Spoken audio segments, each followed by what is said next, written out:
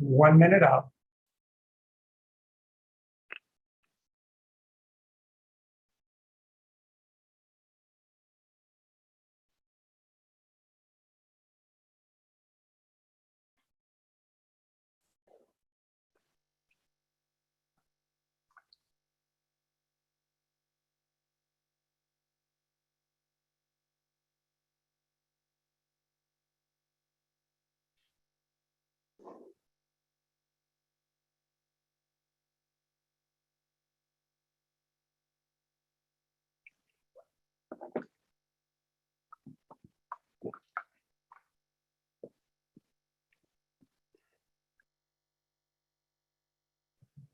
Okay, Mayor, here we go. We're 10 seconds out. Here we are in 5, 4, 3, 2, 1. Okay, welcome everyone to tonight's virtual regular meeting of the Livermore City Council, 7 p.m., Monday, January 10th, 2022. Thanks for joining us as we get back to business at the beginning of this new year. I'd like to call the meeting to order. We have a roll call, please. Councilmember Carling. Here. Councilmember Kick. Here. Councilmember Monroe. Sure. Vice Mayor Bonanno. Here. And Mayor Warner. Here. Okay, next up is the Pledge of Allegiance. If you could join me in that. I pledge allegiance to the flag of the United States of America and to the republic for which it stands, one nation under God, indivisible, with liberty and justice for all.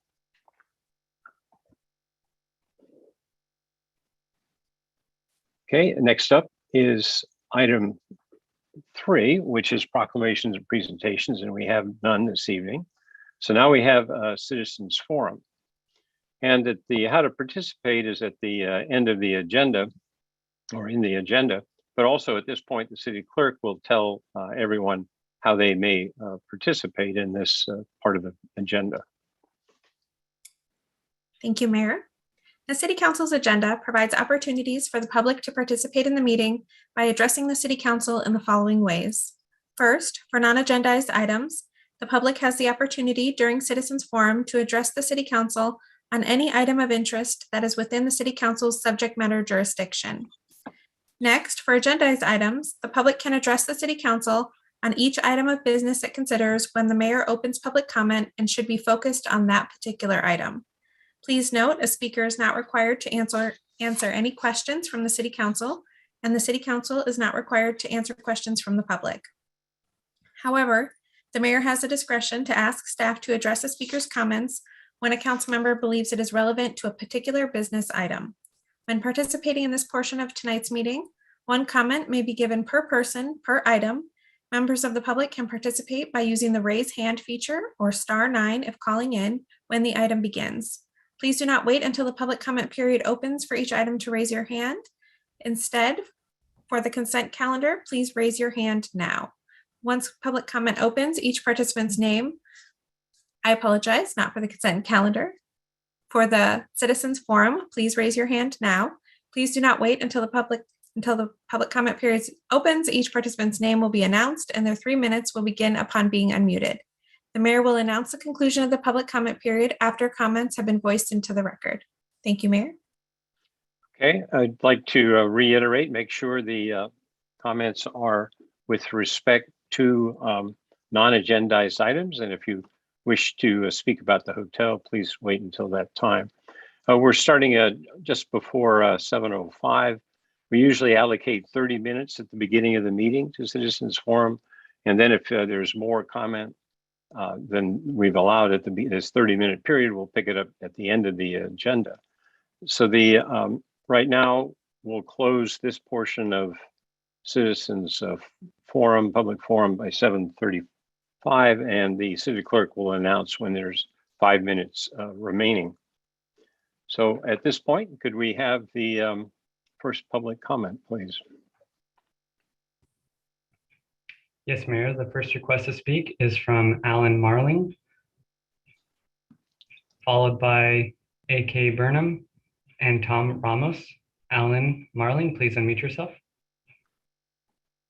Good evening, Mayor and Council. I know safety for Livermore citizens is a top concern. The 21st century is posing new dangers to Livermore, which will require adaptation of investment in new safety measures. Short term, the pandemic is endangering lives, and I hope the Council will make certain Livermore teachers and post office workers, at least, have access to N95 masks. Long term, wildfires, blackouts, and climate change may pose the greatest threat. I should hope the city budgets will reflect that. Thank you. Next request to speak is A.K. Burnham, followed by Pat Coyle and Ben Barrientos. A.K. Burnham, please unmute yourself.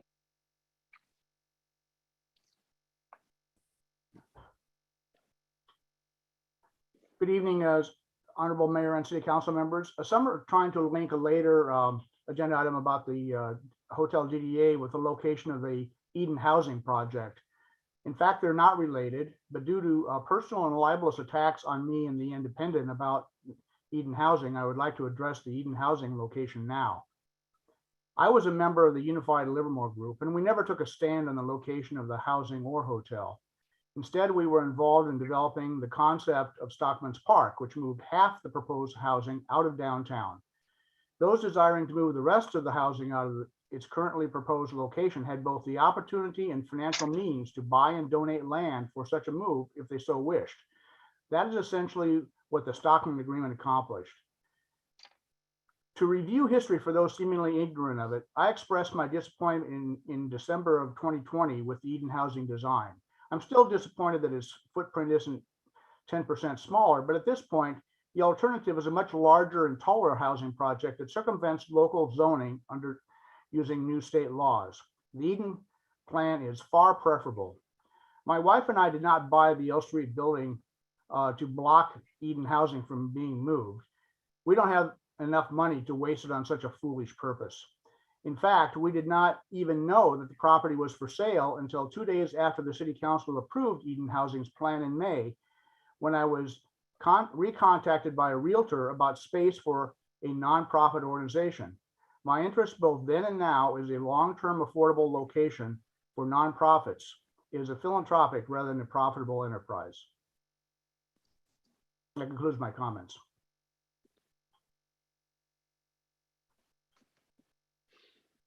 Next speaker is Pat Coyle, followed by Ben Barrientos and Carol Chargan. Pat Coyle, please unmute yourself. Good evening, council and mayors and community. I just wanted to take a moment to speak to the downtown conflict, which for me feels an awful lot like the national political scene, where there's so much divisiveness, where I have friends on opposite sides of this issue, and it's difficult to have a collegial conversation about it.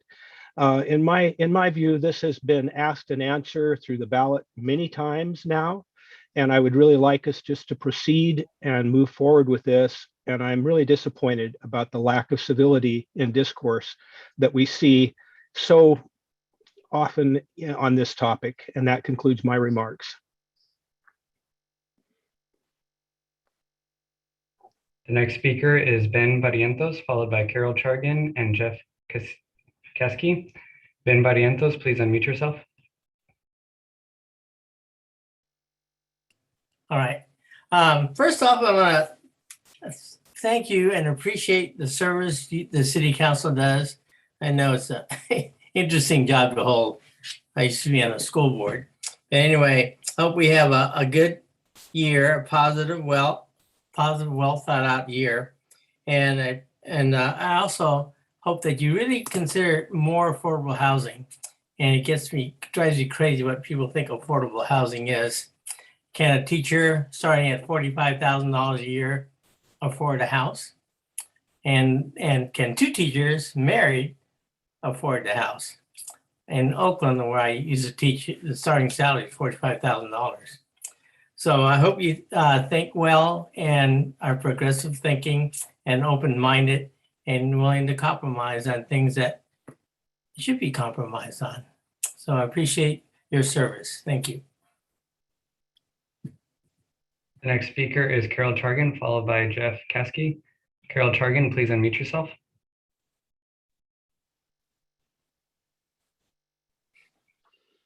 Nope, apparently not. No, yes. Over the past several years, there's been a lot of controversy regarding the downtown development. Right now, my concern is the possible loaning of almost $1.9 million of city money. Excuse me, I think you're talking about an item later in the agenda. This is a Sure. public forum or citizens forum for items not on the agenda. Oh, not on the agenda. I misunderstood. I apologize. Thank you. The next speaker is Jeff Caskey. Jeff Caskey, please unmute yourself. All right. Hello, I'm Jeff Caskey. I understand that a local person whose only shelter was his car had that car impounded by Livermore police, leaving him without shelter and with a large bill to reclaim the car. I understand also that at the very least, he was driving without a license. I don't fault the PD for doing what they do. I don't know the specifics of this particular case, and they aren't really important to my comments. Police stops and police actions are discretionary. When making a contact and when deciding whether to ticket or impound or issue a fix-it or refer for other services, the officer acts on a combination of his or her judgment and management directives, which include directives from the council. If the police acted on every violation they saw, they would never do anything else.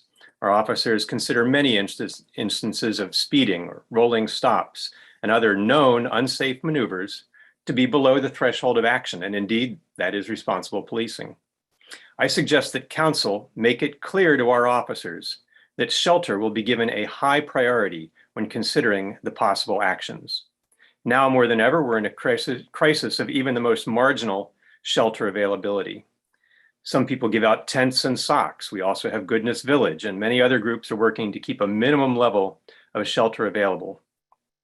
The public safety impact of adding someone to the ranks of the homeless and adding a large debt burden on them are significant, not to mention the huge impact to the individual as well. Policing is never a one-size-fits-all exercise, and I'm confident that given a clear statement of council priorities, our police force can keep as many people as possible sheltered. This is not open season on unlicensed driving any more than the scores of rolling stops at Livermore stop signs has turned this into a lawless demolition derby. Council has an opportunity to tip the scales in favor of shelter to optimize our public safety and quality of life. Thank you. There are no more requests to speak. Okay, thank you. Well, closed citizens forum. We're on to agenda item 5.0, the consent calendar.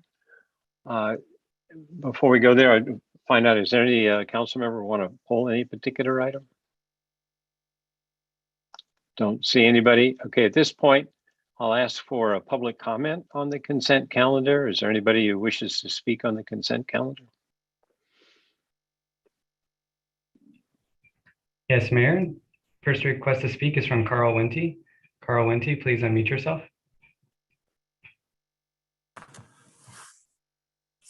Good evening, Mayor, City Council. I just want to say thank you for what you do as it relates to the consent calendar, just as an indication at the volume of work that goes into what is the functioning of government. So to the City Council, to the staff of the City of Livermore, thank you so much for what you do. To those people that call in and comment, thank you for calling in, for taking part of the people, for the people, by the people. Appreciate it. I know I got to stick on the consent calendar, but I appreciate everybody's positivity and everyone that spoke today. So thank you, city government. Thank you, city staff.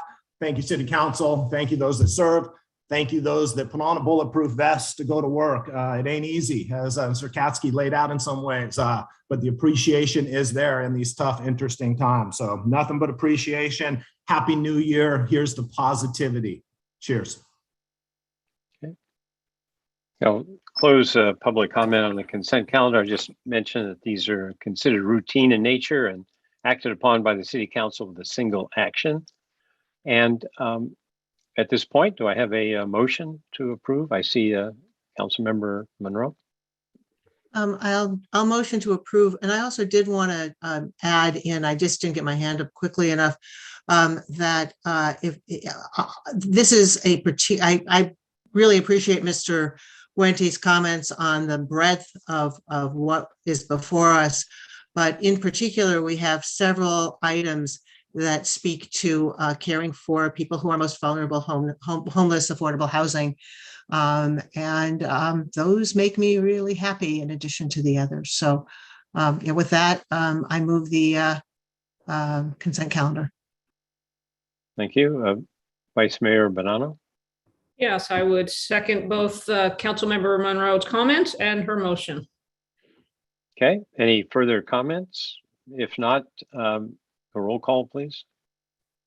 Councilmember Kick. I'm sorry, Councilmember Carling. Aye. Councilmember Kick. Aye. Councilmember Monroe. Aye. Vice Mayor Bonanno. Aye. Mayor Warner. Aye. Okay, motion consent calendar passes unanimously. We're now on to item 6.1, the hearing to consider approving an amended and restated disposition, development, and loan agreement for the hotel. Could we have the staff report, please? Honorable Mayor, this is Mark Roberts, your city manager, and I'd like to introduce Paul Spence, your community development director, who's going to lead us through the staff presentation this evening. Good evening, Mayor Warner and council members. As Mark said, I'm Paul Spence, your community development director. I'm going to share my screen. Are you able to see my slideshow? Yes. Very good. So we're pleased to bring this project back to you this evening. It represents the components that are necessary to allow the hotel project to move forward through updated entitlements and to construction. So this slide shows the project site for the hotel here at the corner of South Livermore and Railroad Avenue, as well as a parcel for valet parking located here at the corner of Railroad Avenue and K Street. Hotel valet drop-off and pickup would occur at the hotel site, either in front of or at the rear of the building. And because the drop-off and pickup will occur in the downtown core, the project meets the parking requirements of the downtown specific plan. On this slide, I'll spend a little bit of time walking through with you some of the project background. Unfortunately, this project has been subject to a series of external events which have led to delays and need to changes to the project over time. As you may recall, after extensive public outreach, the City Council approved the downtown redevelopment plan in January 2018. And then we'll start here at the top left. In the fall of 2018, staff brought forward specific plan amendments to reflect the council's approved downtown plan. At the same time, entitlements were brought forward for a 4-story hotel with underground parking. And at that time, the underground parking was expensive, but feasible. Shortly thereafter, a group opposed to the council's downtown plan brought forward a referendum to undo the specific plan amendments. Not wanting to go through further cost delays associated with waiting to the following year for a special election, the council adopted the referendum. One of the unfortunate side effects was that the hotel had to be redesigned with 3 stories rather than 4, but the developer was on board, and so we moved forward. By the following spring, as construction costs escalated, it did appear possible that delays might make it necessary to replace the underground garage with an off-site valet lot. And so when we brought back some additional downtown amendments, this line here, we also brought forward a change to the downtown specific plan to allow surface valet parking on Railroad Avenue. And we cleared the environmental for that use at that time. A new DDA locking in a disposition and development agreement, locking in the hotel, was then brought forward. And around the same time, the community group announced that they would be gathering signatures for an initiative to rewrite the downtown plan. The votes for the initiative were certified, and it was placed on the ballot for November of the following year. Around the same time, the community group filed a referendum against the hotel project. By this time, it was clear that delays were going to continue and that costs were continuing to go up. And by this time, it was also clear that financing or that the cost of the underground garage would no longer be feasible. The referendum was certified and placed on the ballot. And then in March of 2020, Livermore residents passed Measure P by a 2/3 majority, which allowed the hotel project to move forward. The vote on Measure P reinforced Livermore residents' support for the hotel and for the downtown plan. And then shortly thereafter, the downtown initiative was withdrawn by the leadership of that group. Unfortunately, by this time, COVID was in full swing and the project was further delayed. But later in 2020, the city did come back and readopt specific plan amendments, and then also brought back provisions allowing for a 4-story hotel. While we are still dealing with COVID, there is a light at the end of the tunnel, and the developer has indicated that he is fully ready to move forward at this time with the project. And so we're again pleased to bring this agreement back to you this evening. The disposition and development and loan agreement is for a 4-story hotel with 125 to 135 rooms with a series of amenities, including meeting space, a rooftop deck, pool, fitness center, and outdoor courtyard. The city will sell the property to Presidio for approximately $71,000, which is a market rate price that reflects the costs of a series of development agreement amenities that I will review on the following page. So the sales price to Presidio reflects both the one-time and the ongoing costs of the benefits provided below. Presidio will participate in the ongoing maintenance of Stockman's Park at a cost of $30,000 per year, which will escalate with the consumer price index. They will also build and operate a new solid waste facility that serves the entire block, construct public roadway and parking improvements, provide public access to a rooftop deck, and lease the project site to the city for public parking at no cost until construction is ready to commence. The DDLA also proposes that the city will provide a loan to the developer of approximately $1.93 million for the purchase of a valet parking parcel shown here. The loan is set at an interest rate of 3.5%, which reflects the provision of a no-cost lease agreement that will allow the city to use this site for overflow parking until at least September 30th, 2020, which is a significant benefit to the city because we have promised all along, the council had, that we would provide sufficient parking throughout construction. So this is a real benefit to the city to have this overflow parking available during the next several years.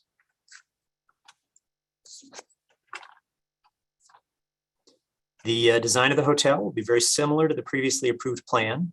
And we expect to be able to bring this forward with revised entitlements for Planning Commission and City Council review in March and April of this year. Disposition of the property to the developer will also occur this year, consistent with the city's long-range property management plan and for the disposition of this parcel. The amended and restated agreement is a continuation of the city's 2018 agreement with the developer, and therefore the property is exempt from surplus land provisions pursuant to Government Code Section 54221. Staff recommends City Council take the following actions: to adopt resolutions finding the property is exempt from the Surplus Land Act, making environmental findings and authorizing the city manager to execute the disposition, development, and loan agreement, and finally to appropriate funding for the loan. We would also like to note that a supplemental packet was provided to the council this evening, which clarifies which of Presidio's holding companies will be working with us on this deal. This concludes staff's presentation. We're available for questions, and Rakesh Patel from Presidio is also here this evening and available to answer questions. Thank you.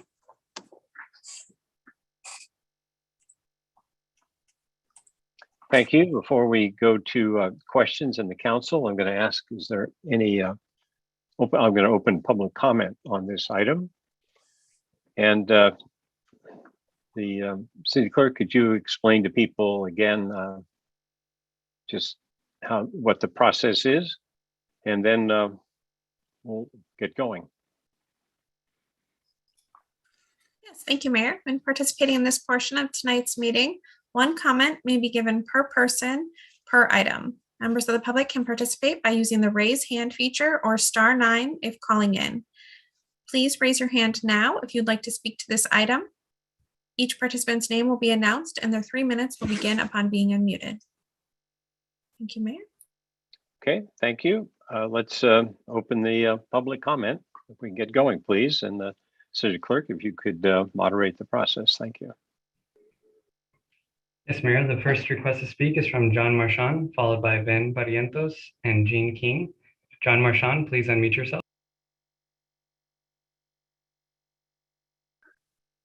Good evening. I am here to speak in favor of this effort, which will provide parking for the much-needed downtown hotel. Tonight, you may hear from a few individuals speaking against this proposal. These will be followers of the group of many names, which believes that 130 apartments downtown is too massive a project and will create traffic congestion. The solution that they propose is to build 230 or even 330 apartments across the street on parcels that are not for sale. It simply doesn't make sense. You may hear suggestions about a handful of or a fanciful robotic parking garage, which according to their ads and letters in The Independent will require drivers to wait 2 to 3 hours to retrieve their vehicles. It simply doesn't make sense. This is the same group that wants to leave contaminated soil in the heart of our downtown. I am proud that the city of Livermore will take the responsible course of action, just like you did with Livermorium Plaza, to work with the regional board, remove the contamination, and create a park where the community can safely gather. Someone tonight will probably mention their ridiculous online petition. It has been up for a year, and it has fewer than 1,000 names on it. Over 40% of the entries are anonymous. In contrast, there are 57,000 registered voters in Livermore. This is just bad theater, but that's to be expected since it's orchestrated by the leadership of the Bankhead Theater. Very simply, the reason for their opposition is the Wine Country Hotel next to the Bankhead. They hope that if they can eliminate the parking, they can eliminate the hotel, a hotel which was supported by over 2/3 of Livermore voters in Measure P. When they withdrew their initiative from the ballot, the group leadership was quoted in The Independent, and they committed to support the 4-story hotel and a, quote, parking facility off Livermore Avenue, end quote. This is the same facility that they are opposing tonight. Their opposition tonight shows that the leadership of the group of many names cannot be trusted with their promises.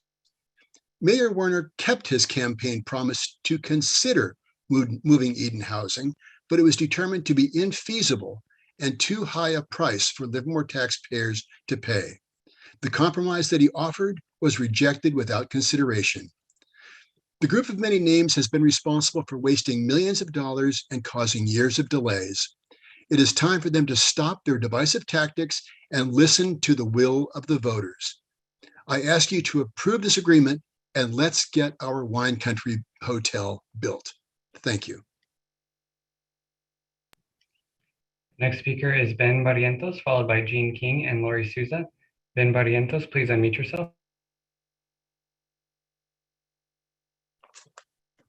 I forget I have to unmute myself. Hello, I'm not as eloquent as John, but I do oppose the situation that's in now, and I wish we'd just go back to what I originally voted for when we had those diagrams on downtown years ago. And that's what my wife and I looked at and went with. And, you know, the hotel where the old Safeway slot was. And robotic parking, what's wrong with that? Just like saying no to other things that are progressive. It looks good. I looked them up. There's several, and UCLA has one. They're all over the place right now. There's one downtown in UCLA, the Med Center has it. The city of West Hollywood has one, and there's more, I'm sure. And I don't think no one has to wait for 2 hours for parking. Maybe there's not enough parking. You might have to wait for that.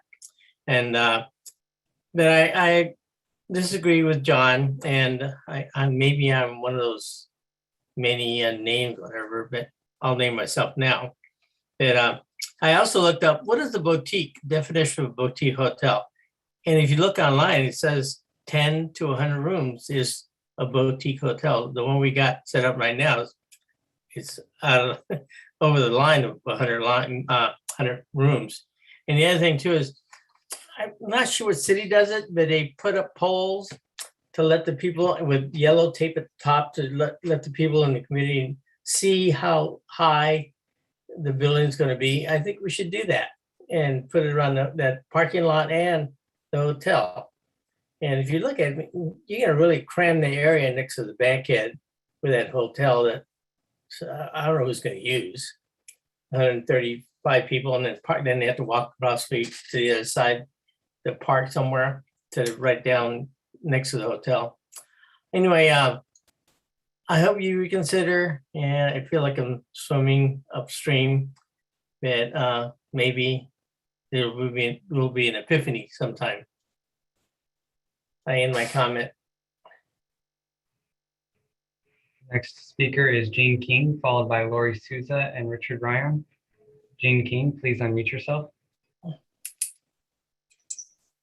Hi, this is Jean King, and I'm speaking on behalf of Save Livermore Downtown. Although we support a downtown hotel, the City Council should reject the proposed amendment to the Hotel Disposition and Development Agreement. I'll try to be concise and direct the council to the letter that our attorneys submitted this afternoon. I have also submitted a longer statement responding to several incorrect facts in the staff report. My main points are as follows. First, the staff reports claim that the hotel's switch from underground parking to valet surface parking was delayed by citizen-sponsored ballot measures is not credible. Without any supporting evidence, the staff report says that these measures increased costs and made underground parking infeasible. But the 2018 referendum had nothing to do with the hotel's parking requirements. Second, the hotel's decision to pursue surface parking preceded both of the 2019 ballot measures. The reality is that the hotel developer wants surface parking instead of underground parking because it would save them millions of dollars. Citizens who have long supported measures to improve downtown Livermore should not be blamed for the developer's decision to value engineer their project. Third, the city should not approve the amendment because allowing the hotel to use the 2080 railroad property for parking is not permitted by the downtown specific plan, which requires commercial uses in the downtown core to park off-site in the downtown core. 2080 railroad is not in the downtown core. Why is the city loaning nearly $2 million to Presidio for a property that can't even legally be used for off-site parking? Please reject this loan and find a more appropriate location for hotel parking. Thank you. Next speaker is Lori Souza, followed by Richard Ryan and A.K. Burnham. Lori Souza, please unmute yourself.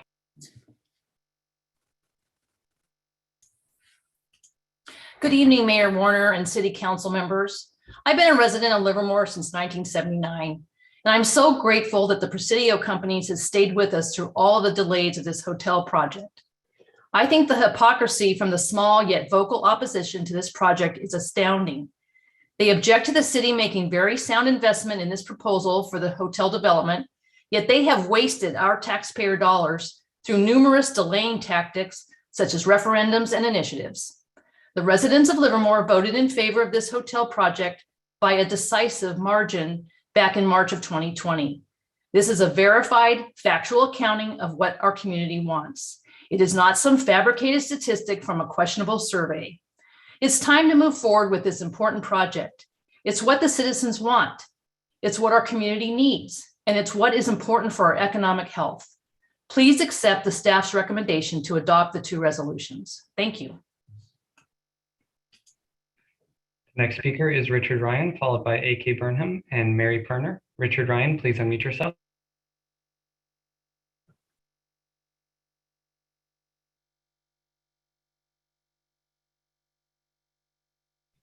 Richard Ryan, please unmute yourself.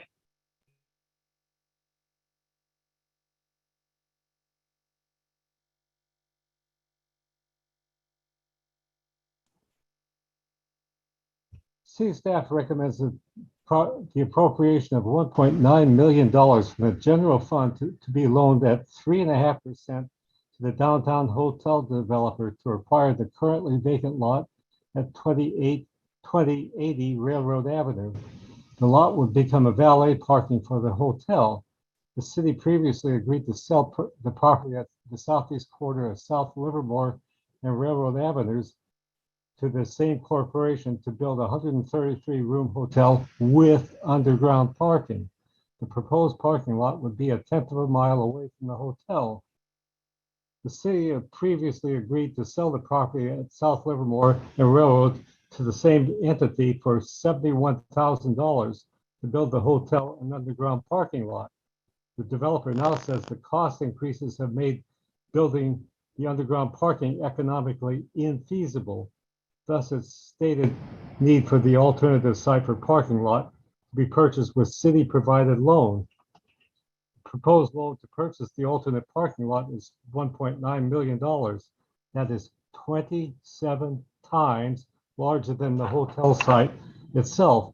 The hotel site price was $71,000, only $1.33 per square foot. It is reasonable to say the city sold the hotel site for well below the actual value. Interest rates on commercial loans are somewhere around 4.5% to 7%. The current interest rates and rates of inflation, the proposed loan of 3.5% seems well below what should be paid. America is supposed to be a market-driven free enterprise economic system.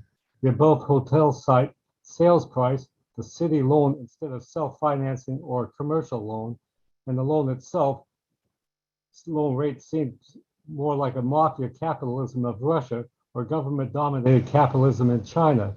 It is not what should be in America. It appears the weak developer entity is seeking a subsidy at taxpayer expense from the city. There's already one bankrupt development in downtown Livermore at the former Groth Brothers dealership site at L and First Street. The city's taxpayers should not be obligated to subsidize a financially weak developer. In conclusion, the city council should reject the proposed loan. The council should require that the originally approved plan to construct a parking garage under the hotel be adhered to. Thank you very much. Next speaker is A.K. Burnham, followed by Mary Perner and Jeremy Troop-Massey. A.K. Burnham, please unmute yourself.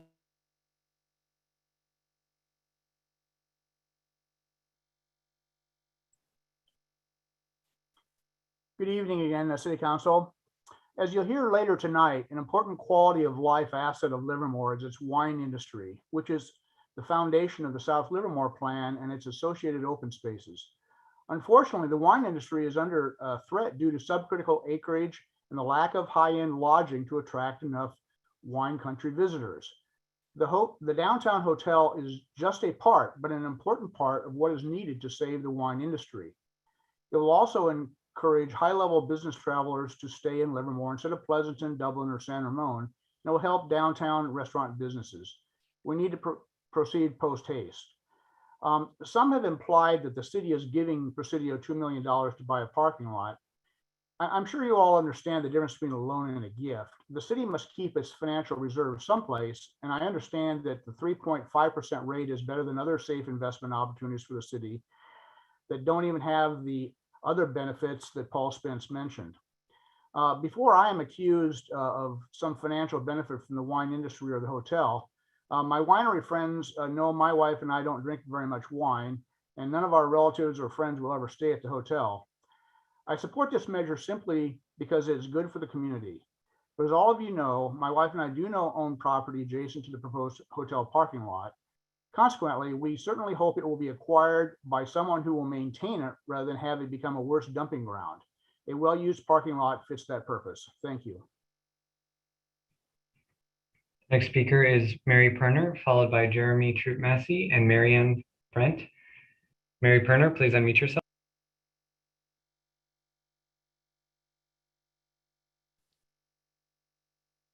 Good evening. My name is Mary Perner. I'm a 33-year resident of Livermore. And for many of those years, I've been hearing the dispute about development of the downtown, and I'm fairly tired of it. I know that there are costs involved with moving ahead on this, and that the parking area is one step toward movement on the downtown. I support former Mayor Marchand's comments about the difficulties and the need to move ahead. And I fully support staff recommendations to do so. Next speaker is Jeremy Troop Massey, followed by Marianne Brent and account user Zoom user. Jeremy Troop Massey, please unmute yourself.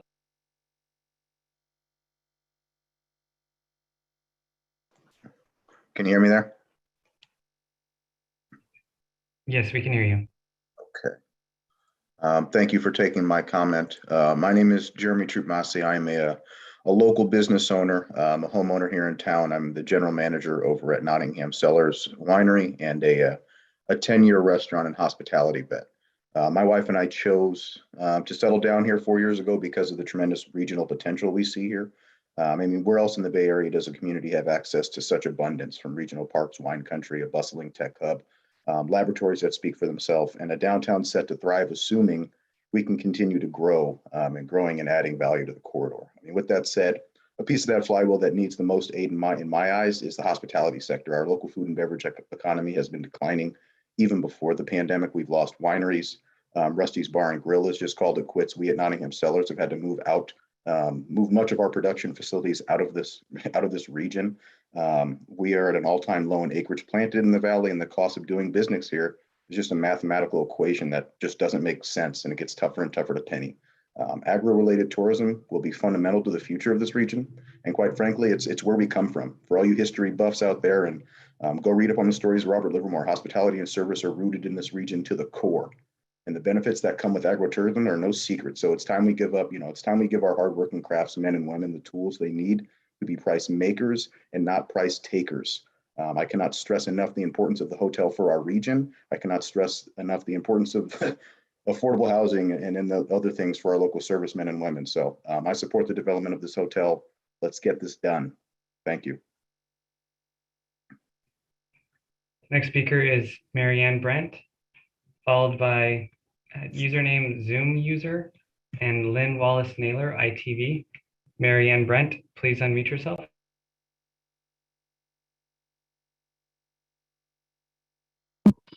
Good evening, City Council members and city staff, and thank you for allowing me to speak. On the subject of lending $1.9 million to hotel developer Presidio so that Presidio can purchase land for a very tall valet parking structure, to me, this looks like bad decisions for the loan and a bad decision for the garage on which it will be built. Why are these bad decisions? The City Council functions as a fiduciary for Livermore taxpayers, and there is a better, less expensive parking alternative, one of which is the robotic parking garage on L Street. The land on the proposed valet parking will contribute to the very tall structures downtown, which will create the impression of an urban center. Livermore residents do not want an urban center. We want Livermore. We want the charm and history and character of Livermore. Please scrub this loan to Presidio. And I have a question. Are there provisions in the loan agreement to Presidio that would release Presidio from repaying the loan to the city? Thank you.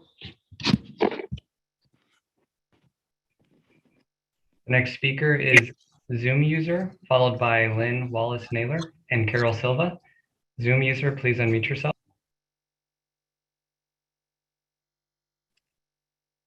Hello, this is Deborah McQueen calling. Thank you very much. I'd like to say good evening to the city staff and the council and the mayor. And I would like to begin by recognizing the good work that you have done on occasion. And I understand that it isn't always easy to be in your position. That said, I would like to focus on agenda item 6.1 and the proposed $1.9 million loan to Presidio. I am opposed to the idea for the following reasons. The hotel has shown no evidence of imminent construction, and focusing on the valet parking lot seems like you're putting the cart before the horse. Presidio needs to come up with their own money and leave our money alone.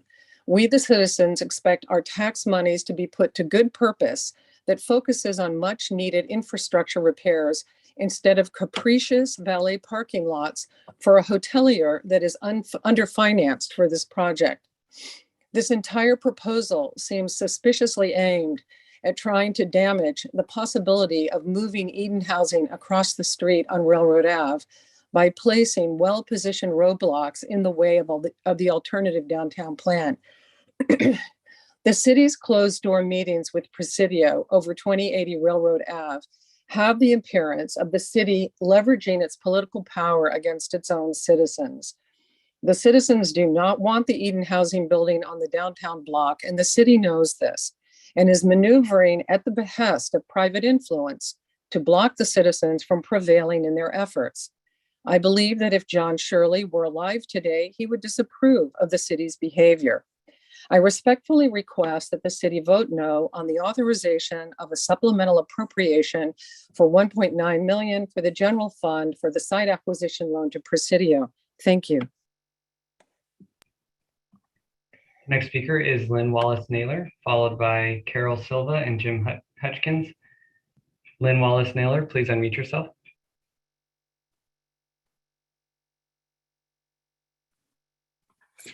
Good evening, Honorable Mayor Warner, Vice Mayor Bonanno, and members of City Council. My name is Lynn Naylor, and I'm the CEO of Innovation Tri-Valley Leadership Group, a collective of the Tri-Valley's largest employers, research labs, educators, tech businesses, and civic leaders. ITV fully supports the Council's approval of an amended and restated disposition development and loan agreement with Presidio Companies to develop a 4-story hotel on the corner of Livermore and Railroad Avenues, and to acquire a parking facility on Railroad Avenue to support hotel visitors. This hotel plan has long been supported by the broad community. A downtown hotel was identified as a crucial catalyst project in the City of Livermore's 2002 downtown specific plan. That, of course, was 20 years ago. The hotel is long overdue and an integral part of the regional plan to attract both a vital tourism audience to support the needs of our businesses. ITV's 2040 vision plan is a foundational document that recommends a thriving Tri-Valley for the next 20 years and lists vibrant placemaking as critical to the region's success. The future of downtown Livermore as a destination is dependent on having a hotel to support this vision. ITV enthusiastically supports moving ahead with the hotel project as planned by Presidio Companies, and we honor the integrity and commitment Rakesh Patel and the Presidio Companies have demonstrated both in Livermore and to the entire Tri-Valley community with their dedication and substantial investment over many years. Thank you so much, Livermore City Council and city staff, for helping keep this crucial regional project with Presidio Companies moving forward. Next speaker is Carol Silva, followed by Jim Hutchkins and Doug Mann. Carol Silva, please unmute yourself.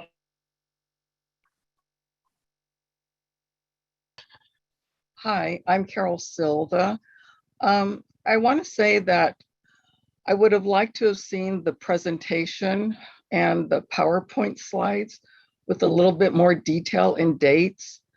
For instance, in regards to the parking, I was under the impression that it was going to be underground parking, and I would like to know when a decision and how it was made to change it from underground parking to surface valet, what date that decision was made. And I do want to add a couple of things in regards to what other people have said. For instance, Lori Souza thought that, there would be a number of people that would be objecting to the hotel.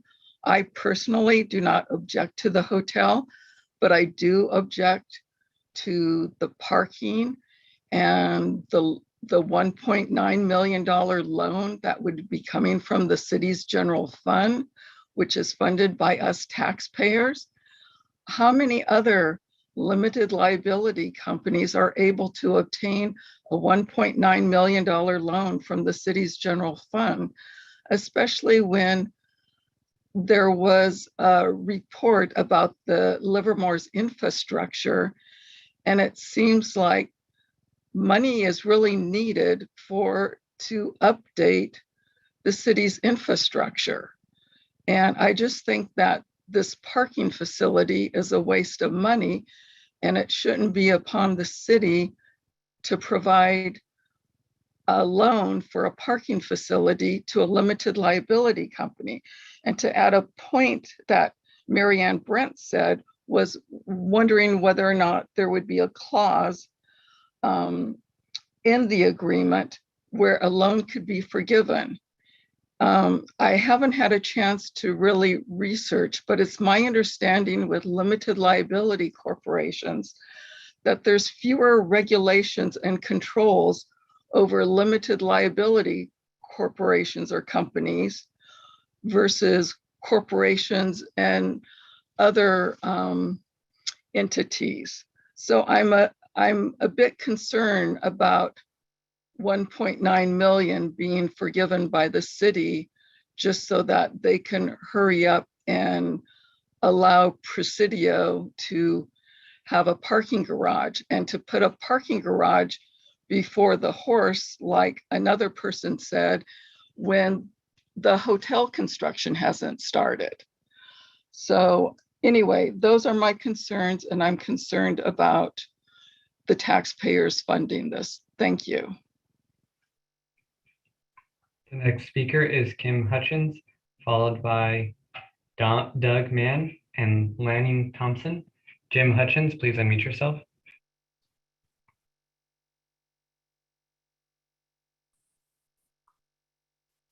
Good evening, Honorable Mayor and Council. I want to request that the Council not approve the loan to Presidio. The city has been working behind closed doors, holding at least 3 meetings that the public has not had visibility into, to work out a deal with Presidio to purchase a lot on Railroad Avenue. The result is the city is now proposing giving a $1.9 million loan to Presidio. This raises some serious questions. Does Presidio not have the money to build the hotel without a bailout from the city? Or is the city giving Presidio the loan as an enticement to encumber a parcel at the heart of the Eden housing disagreement? Given the lack of transparency in how this agreement was created, the public is in the dark. The fact is, parcels fronting onto Railroad Avenue, like those fronting onto First Street, are prime business locations, and it is a travesty to use this parcel for a surface parking lot. Other options exist, such as utilizing robotic parking at the L Street garage, thereby increasing the number of spaces in the garage by more than the number of spaces needed for the hotel parking. This would not only keep the Railroad Avenue location for appropriate business use, but would also save the city over $10 million based on construction estimates. The city has been conducting surveys aimed at initiatives to raise both the sales tax and adding a parcel tax, indicating that the city here is choosing to spend money from the general fund that they apparently do not have, which raises the question of what is the city's motivation. The latest hotel construction timeline doesn't have construction beginning until May 2024, with a completion date of December 2025. Assuming the hotel is eventually built and that this timeline is not pushed out again as it has been multiple times before, the hotel parking isn't needed for 3 years from now, raising the question about the timing of these events. It is also interesting that the proposed agreement indicates that there is no requirement that Presidio, after acquiring the parcel, ever actually use the parcel for parking. It gives them an out. I want to be clear that I do support building a downtown hotel, but this is not an appropriate use of the Railroad Avenue parcel, and this loan is a poor use of the city's funds that are needed for other critical issues. For these reasons, I request that the city not approve the loan. Thank you. Good evening, Mayor and council members. This is your City Clerk, Marie Weber. I just wanted to provide a quick reminder to our attendees that if you've already spoken to this item and would like to speak to a future item, please wait to raise your hand until that item begins. If you've already spoken to this item, there is only one comment allowed per person per item, and we will not be calling on you a second time. Thank you very much.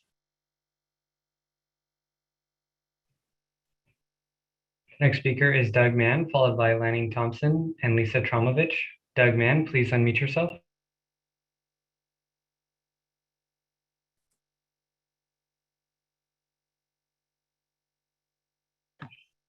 Thank you. Boy, Jim Hutchins just said about everything that makes sense. It's hard to add to that.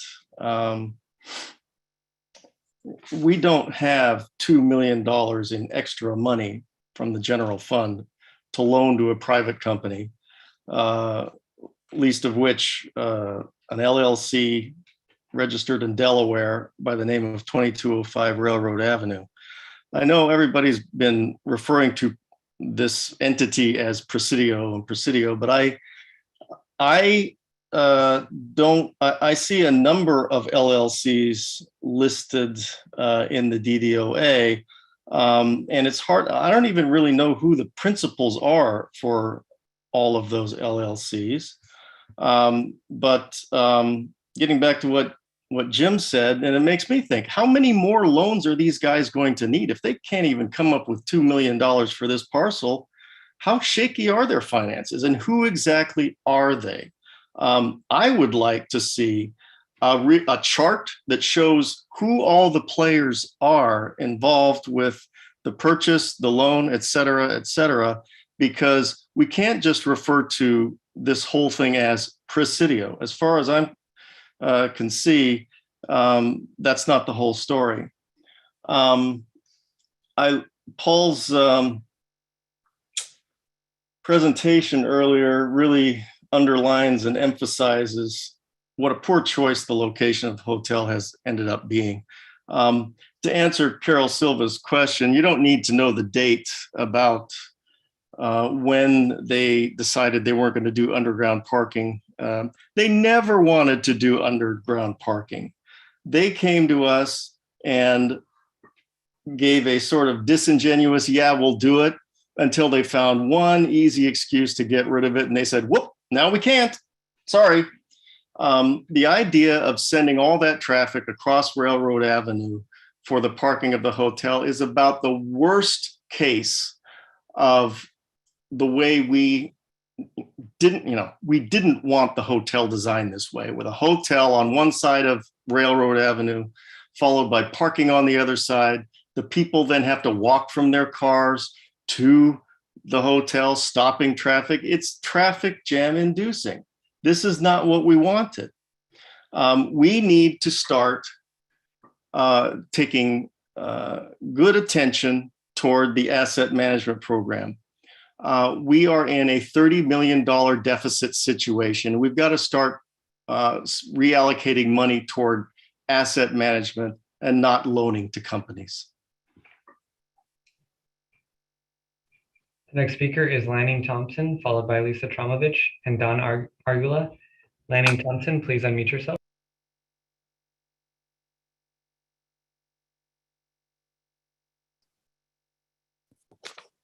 Good evening. Unfortunately, several items on tonight's agenda concern sheltering projects of one kind or another that have been delayed for many years. These delays have been caused by a combination of adverse factors, in particular, opposition by certain groups, and, of course, the pandemic.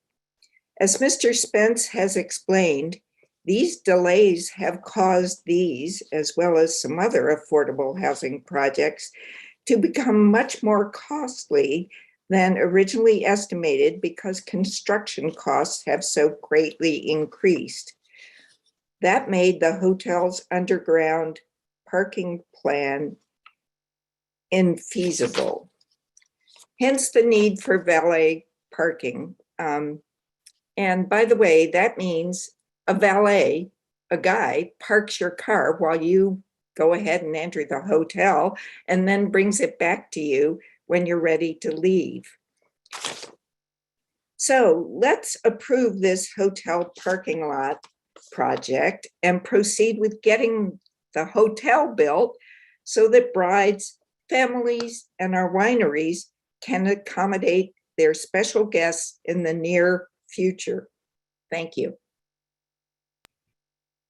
Next speaker is Lisa Tromovich, followed by Don Argula and Carol Chargan. Lisa Tromovich, please unmute yourself.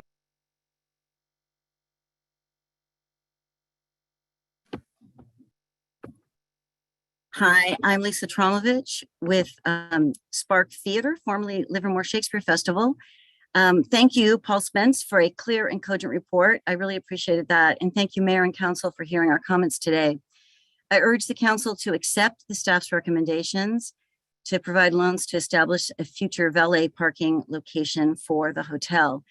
As Lynn Naylor of ITV said, this hotel is an important component in many Livermore companies' business plans and has been in the city's formal planning since the year 2000. A downtown hotel is extremely important to the growth and stability of our Shakespeare in the Vineyards program.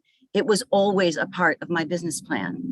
I believe we should do what we can to support Presidio in their efforts to fulfill our plans for a hotel in our downtown.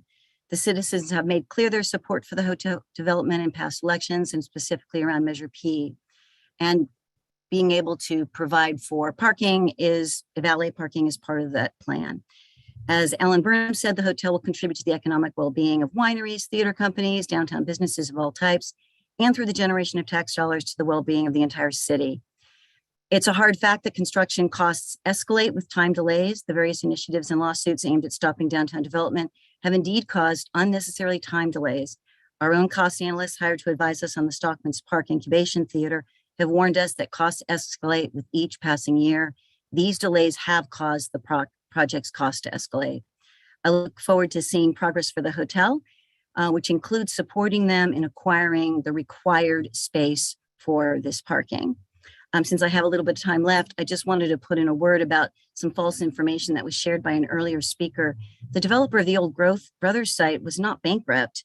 Their general contractor filed. It's like saying our theater company is bankrupt when a stage manager we hired files and is no longer able to work for us. The developer Legacy Partners was burdened with hiring a new general contractor. But as we can all see, they are back at work and the building continues. So it's all good news there. Thank you very much. That ends my comments. Next speaker is Don Argula, followed by Carol Chargan and Steve Mirasu. Don Argula, please unmute yourself.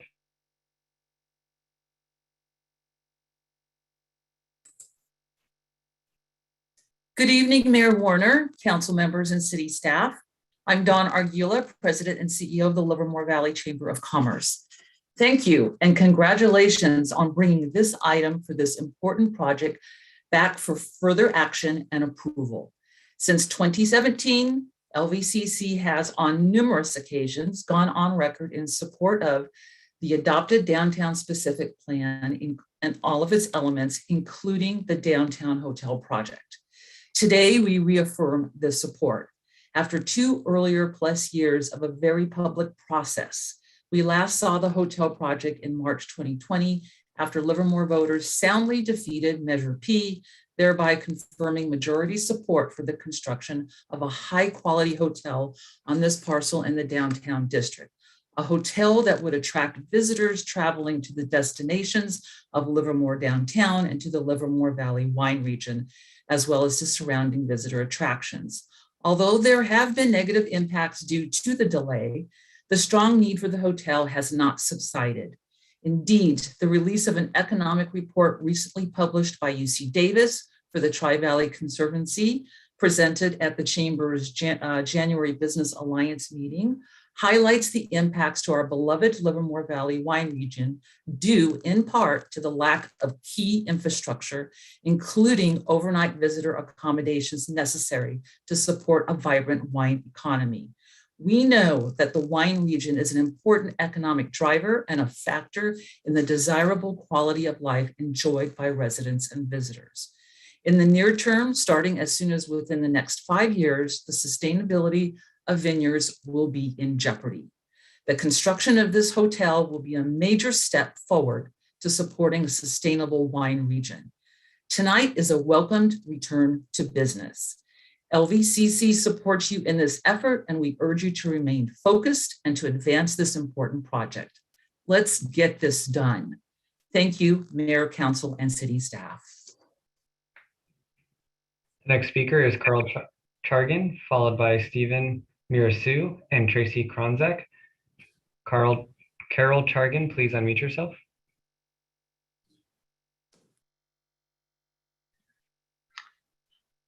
Hi, my name is Carol Chargan, and as already been discussed, I have a concern about the loan of $1.9 million of city money to the hotel developer for a valet parking garage on the former Valley Pools site, which doesn't meet the required number of parking stalls for the currently non-existent hotel.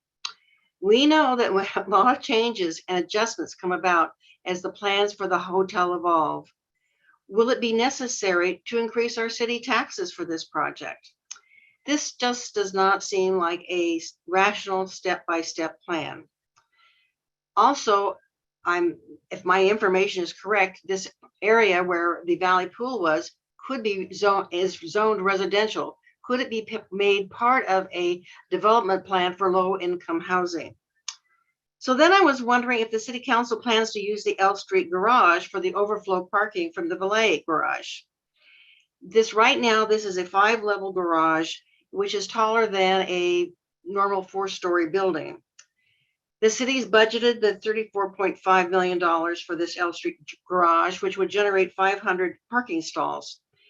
The robotics garage, which is about $20 million, would actually produce 150 more parking stalls. I checked on some of these robotic garages, and I have an article which I found very interesting. It's called Green Parking Garages by Samuel Schwartz, the president and CEO of Sam Schwartz Engineering. He's been big in developing robotic garages. According to him, and he has also the statistics laid out if you want all the background information. According to Mr. Schwartz, robotic parking garages are less polluting, drivers are safer and have less damage to their cars. And in this instance, he says that the cars can be processed every 2 to 3 minutes versus driving around in the normal parking garages. Also, a redundancy can be built in by having extra trolleys to transport the cars and by having manual overrides in case there is some problem that occurs. Auxiliary power sources can be available for blackouts. When he finishes with all his statistics, when all factors are considered, the cost of operating an automated garage is less than half of that of a conventional garage. And I think that is worth our city council looking into and investigating. And I do have the research paper if you are interested in reading this paper on these robotic parking garages. Thank you. The next speaker is Stephen Mirasu, followed by Tracy Kronzek and Alan Marling. Stephen Mirasu, please unmute yourself.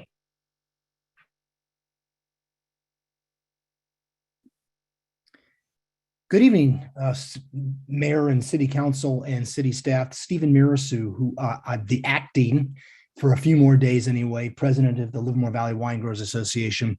I am wanting to support vociferously the progress toward the creation and final building of the Wine Country Hotel.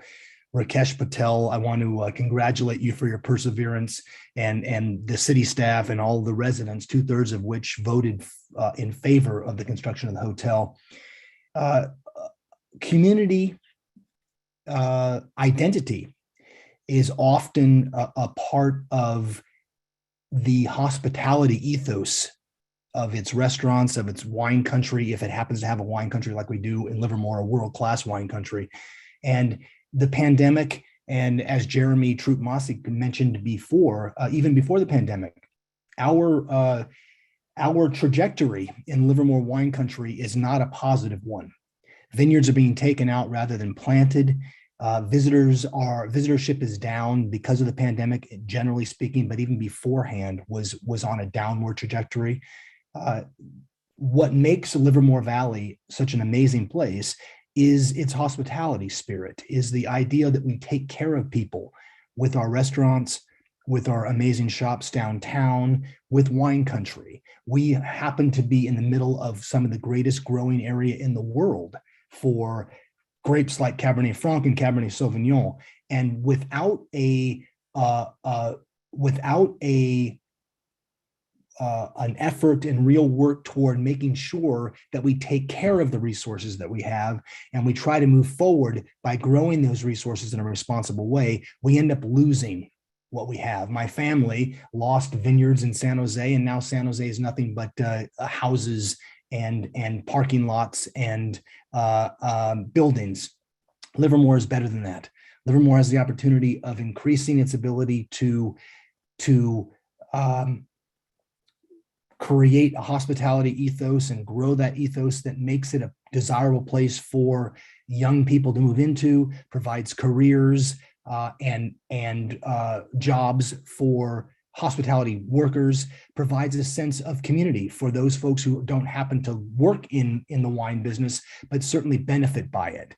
We're wholeheartedly endorsing the movement forward with the hotel construction. We think it's a way for Livermore Valley to not only maintain its world-class reputation, but to increase it. Thank you very much. Next speaker is Tracy Kronzak, followed by Alan Marling and Brian Wingen. Tracy Kronzak, please unmute yourself.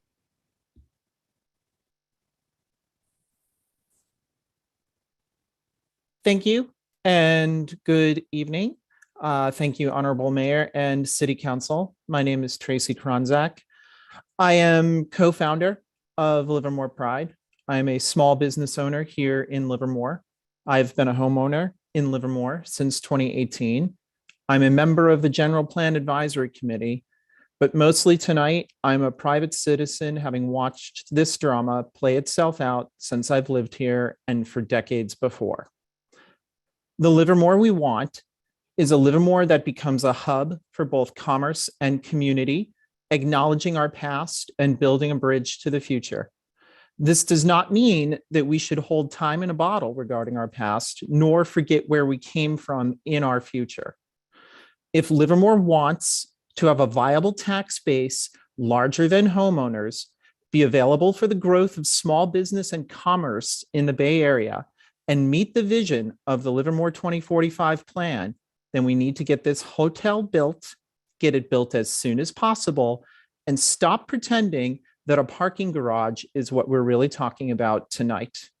The delays via litigation, public proposition, and frankly, disinformation presented as legitimate journalism that this has already experienced have taken away precious time that have allowed ordinary inflation and extraordinary circumstance such as COVID to increase the overall costs. That's the facts of life. Cities such as Livermore acting as loan entities are ordinary parts of financing urban infrastructural investments. The real opposition to me to this is rooted in creating more delays that will ultimately result in the inability to manifest the totality of the already approved downtown plan. I can't say strongly enough, enough is enough. Please approve these resolutions this evening so that we can give our downtown businesses and wine industry an anchor for new revenue, attract additional investments downtown, and stop wasting more time creating straw man arguments against these investments in the welfare of our community, its long-term diversity, and accessibility to all Livermore residents. Thank you. Next speaker is Alan Marling, followed by Brian Wingen and Alan Heckman. Alan Marling, please unmute yourself.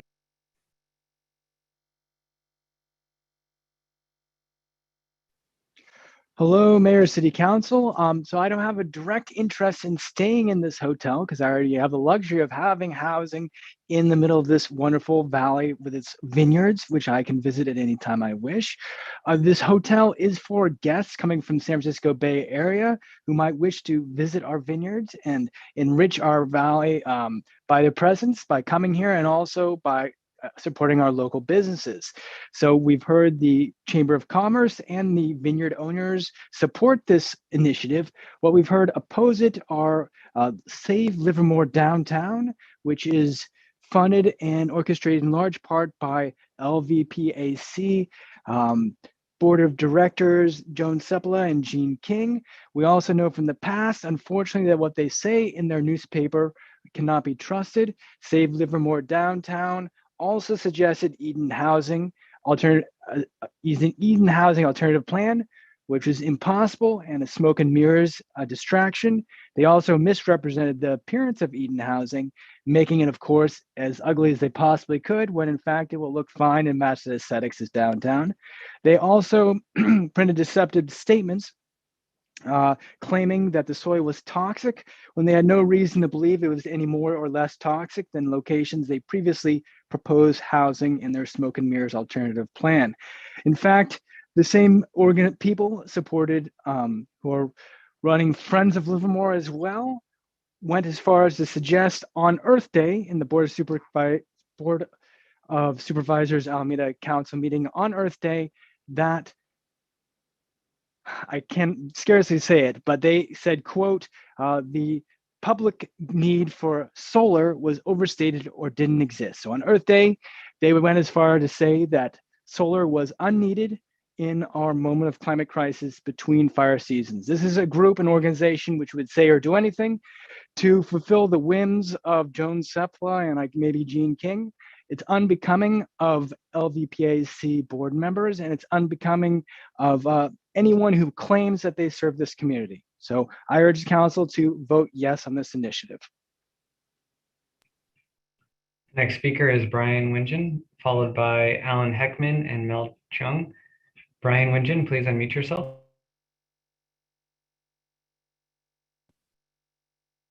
Good evening.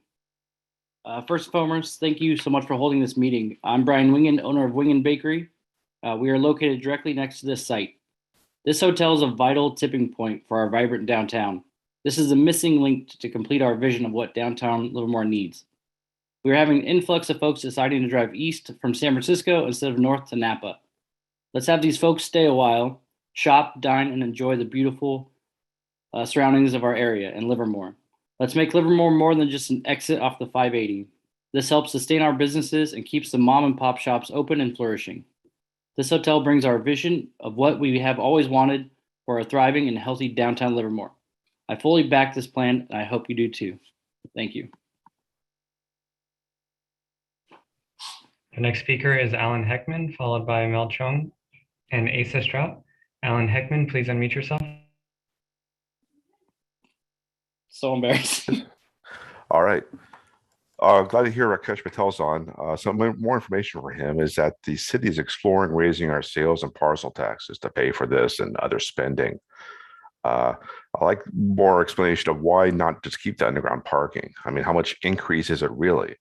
I haven't seen any financial statements. What is the added cost?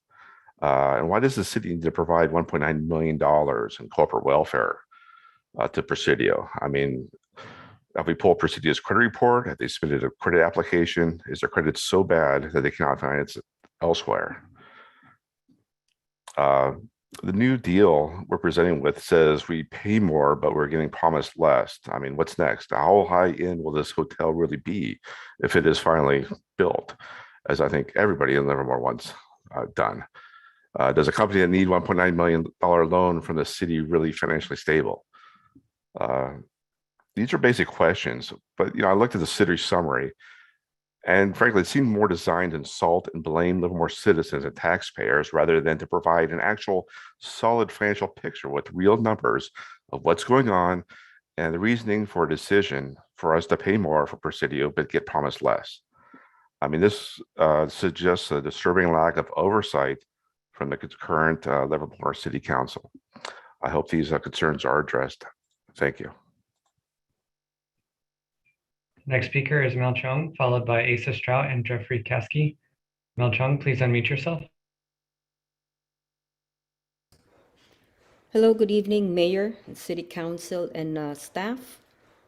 As a 20-plus year resident of Livermore, I can say with certainty that our downtown Livermore has only been getting better and better with thoughtful planning and considerations by the council, staff, with the partners like the vendors in downtown, and with approval by the majority of the voters.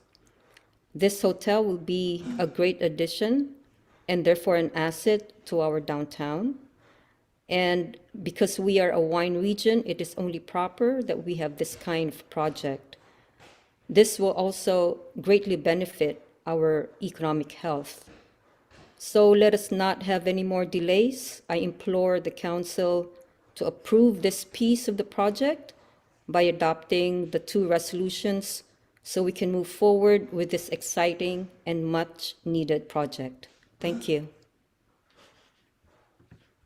Next speaker is Asa Strout, followed by Jeff Caskey and David B. Kent. Asa Strout, please unmute yourself. Hi, good evening. Thank you for having me. Mayor, Vice Mayor, Council, and staff. Really appreciate everything that you guys have been working on to get us to this point of the conversation today.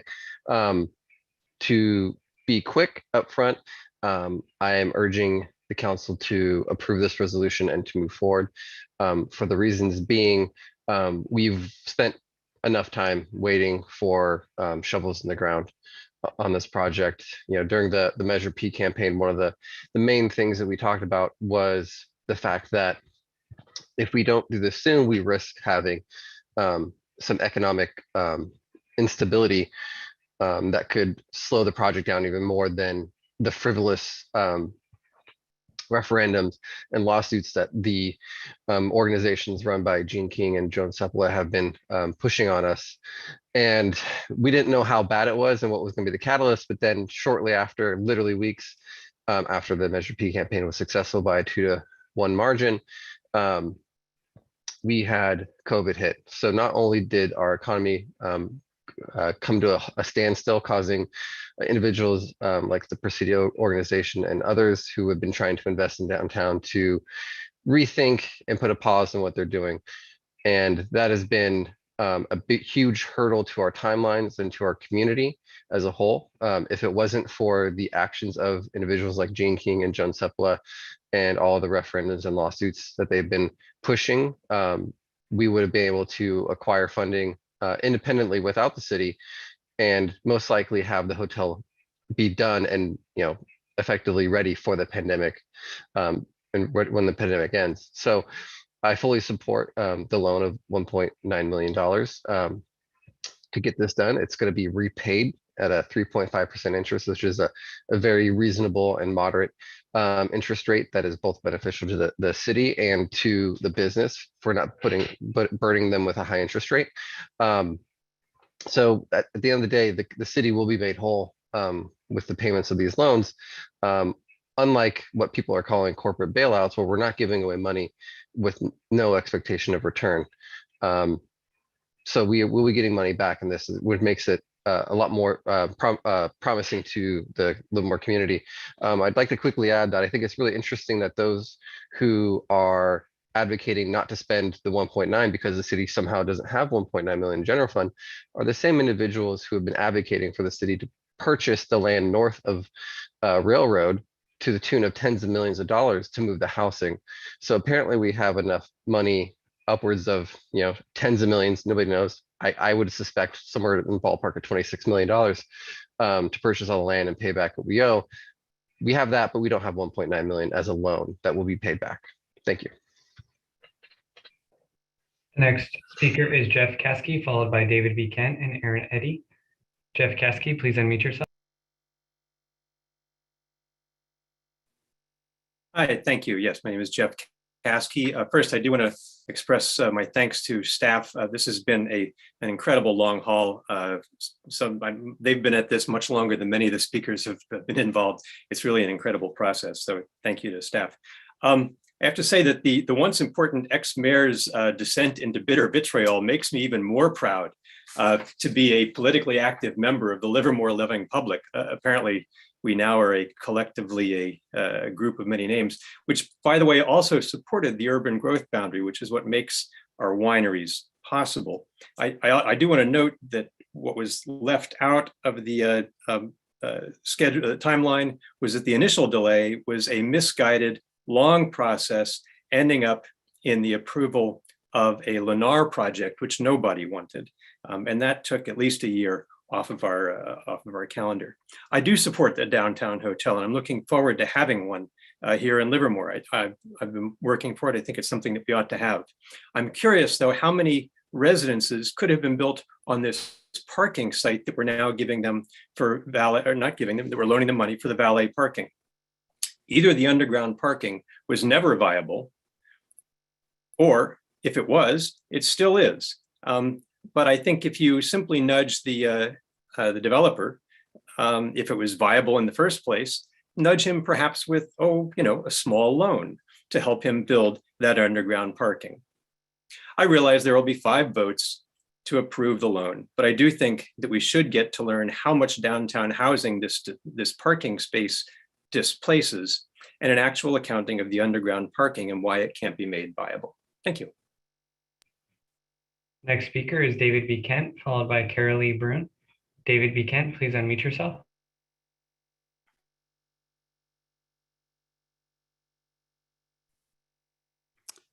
Good evening.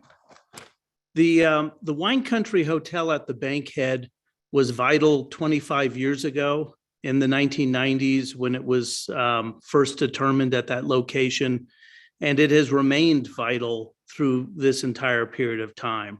And I think it's important for all of us to remember that 2/3 plus of the voters of Livermore really support this hotel. Yet a small minority who oppose this hotel were able to delay it by nearly 10 years. And that's assuming we see it open by January of 2026.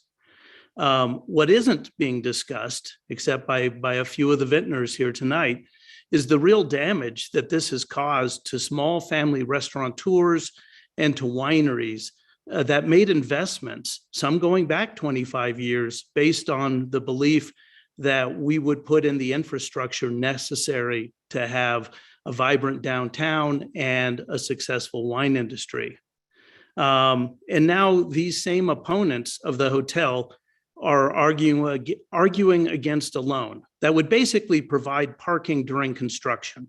The loan is being repaid upon the hotel opening. Not only is this very standard procedure, but they really lack credibility on this issue because of their opposition to a hotel. And so literally, we need to stop the delays and keep moving forward, and hopefully this hotel will become a reality and be a great contributor to our community. And perhaps just with a few of my remaining moments, I will just do a little fact checking. One, it is true that the delays in the hotel and all delays in projects, including the nonprofits at Stockman's Park, the costs have gone up dramatically because of these delays. So to believe otherwise is really folly. 2, it is true that Alan Burnham drinks very little wine, and we are trying to work on that. 3, it is false to believe that John Shirley would have opposed this loan. John was a tremendous supporter of the hotel. And 4th, LLCs, which are a liability and tax structure, do not operate by different laws or regulations than other corporations and other partnerships. And finally,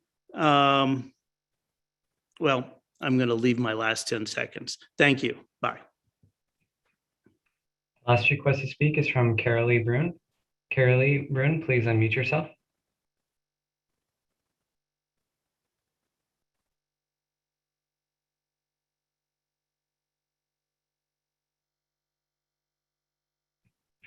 Carolee Brune, please unmute yourself.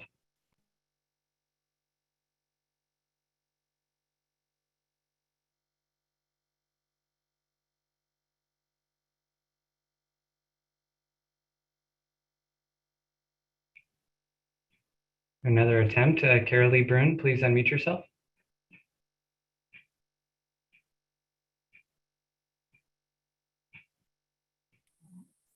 There, now can you hear me?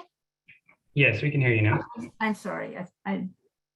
Anyway, my name is Carolee Bruni. I've been a resident since 1975, and I am not opposed to the hotel, but I am appalled by this harebrained scheme.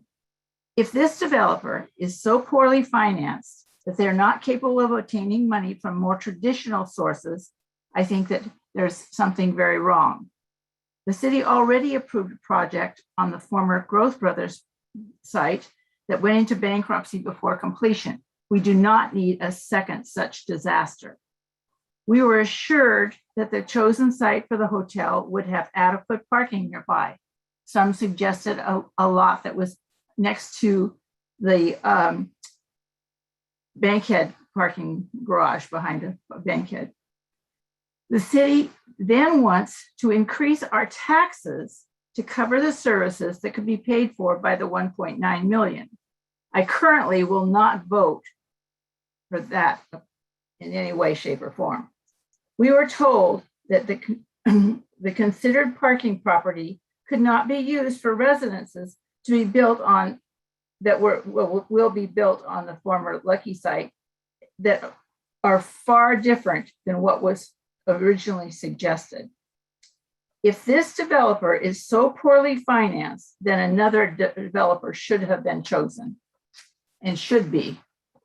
Thank you.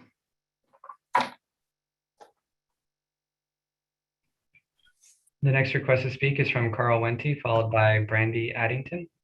Carl Wente, please unmute yourself.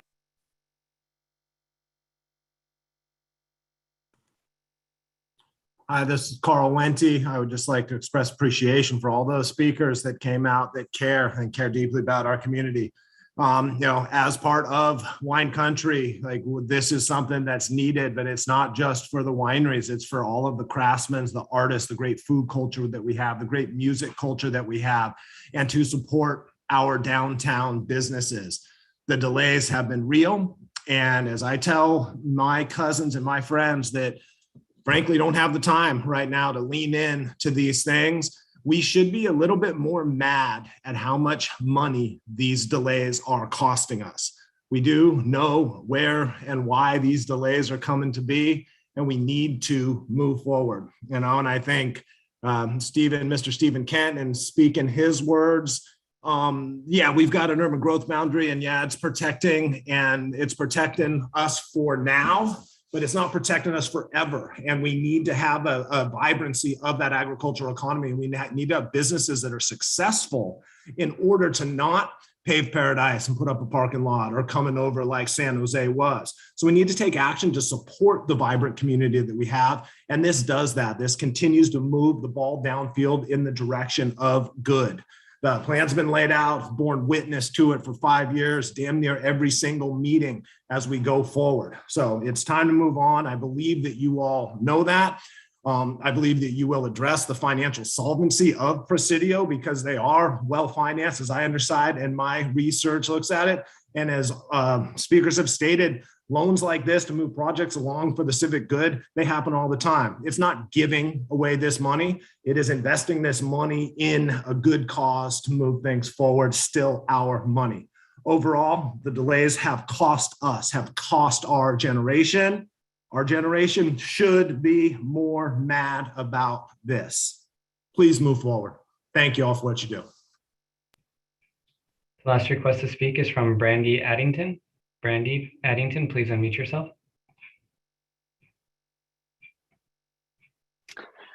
Good evening.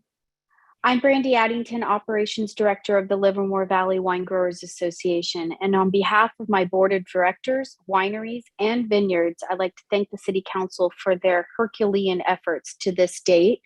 And we would like to formally state again, for what is considered multiple times, our full support of the downtown hotel. We have the history, the terroir, the weather, the character, the people, and the will. The vineyards, wineries, award-winning wines, event centers, and activities year-round. We are accessible from 3 international airports and uniquely positioned not too far from BART. We have the premium outlets, we have restaurants, retail, recreation, a charming downtown, and still no hotel. I've been asking both the advertising and editorial teams of the Wine Enthusiast magazine how Livermore can be considered as a contender for their highly publicized annual Wine Region of the Year award. Frankly and honestly, they have shared with me that we do not have the proper accommodations to even be considered for this. With maybe half the charm of Livermore Valley, even Lodi has received this international honor. The Wine Growers Association supports the building of this hotel. Please stop the delays. It's time for Livermore Valley to show up, put itself on the world map among serious wine destinations. Thank you for listening.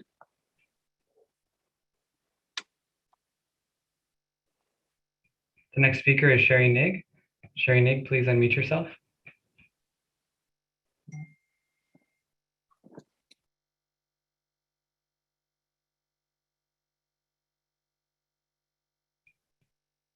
Sherry Nigg, please unmute yourself. Hi, this is Sherry Nigg. I own a property in the downtown. I'm a Livermore Downtown Inc. board member and current vice president.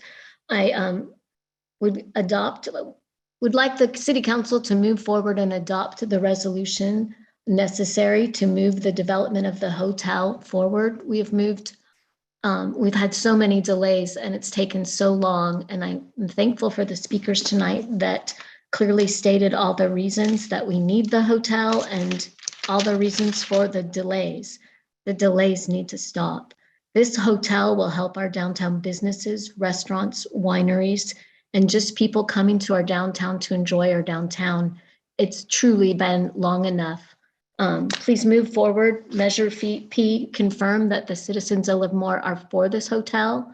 And I would just ask that you would please move forward to approve the resolution at hand. Thank you. There are no more requests to speak, Mayor. Okay, thank you. With that, I'll close the public comment on this item and bring it back to the council to ask questions and make other comments.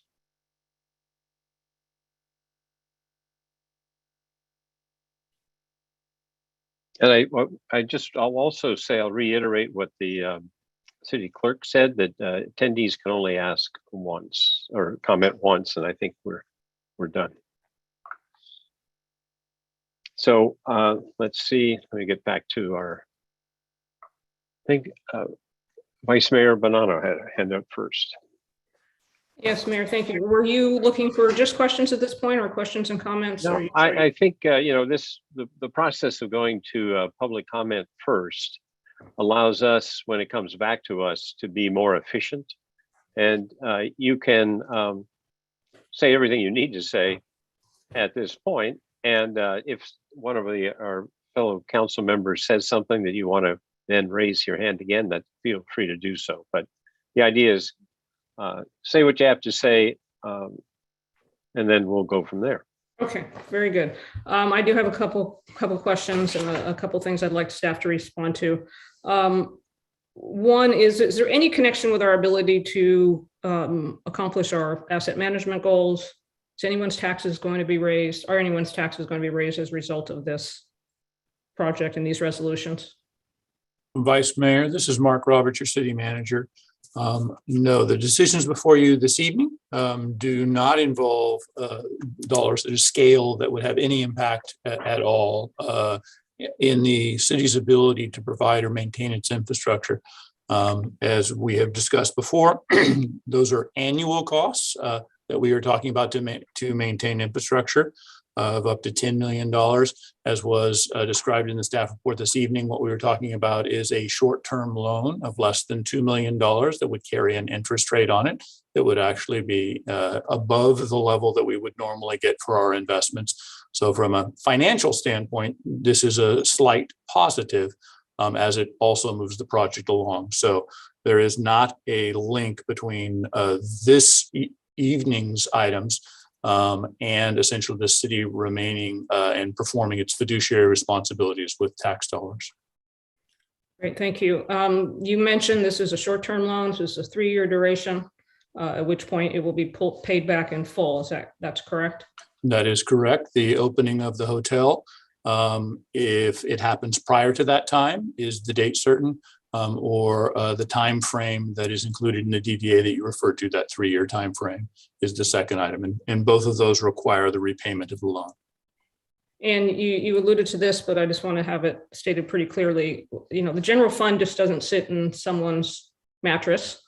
I assume, I know that to be true. I wanted to reiterate that it doesn't just sit in the bank. It is invested. And could you just reiterate what we would get in terms of return versus what we're going to get in return on the interest rate on this loan? The city is limited in the types of items that it can invest in. For example, the general fund cannot be invested in equities. So the types of investments that the city is invested in return right now, our average for our overall portfolio is just over 1%. And so, of course, that fluctuates with prevailing interest rates. We do ladder our investments over a period of time with short, medium, and longer range investments. But that is, as you don't even need much of a finance background to see that that's noticeably less than the 3.5% that is being charged for this loan. That loan also takes into consideration, that interest rate, that parking will be permitted on the site. In other words, the council has directed that downtown parking continue to be maintained and expanded. And this agreement with the property owner allows the city to use this area for interim parking, and the value of that was taken into consideration in making the loan interest rate on that. So that is another item that, while the interest rate is at the low end of a reasonable interest rate for this type of project, it does take into consideration the actual value of the parking. When you take that into value, the interest rate is quite normal as far as our rate of return that we would expect for a project that would be similar to this. Okay, thank you. And my last question before I get to some comments is, the environmental impact was mentioned, I think, early in Mr. Spence's presentation, but could you just speak to whether the traffic, parking, circulation impacts of this scenario with the valet lot on Railroad were included in that study? Yes, Mr. Spence and the staff report refer to the environmental analysis that included the evaluation of the project with the valet parking.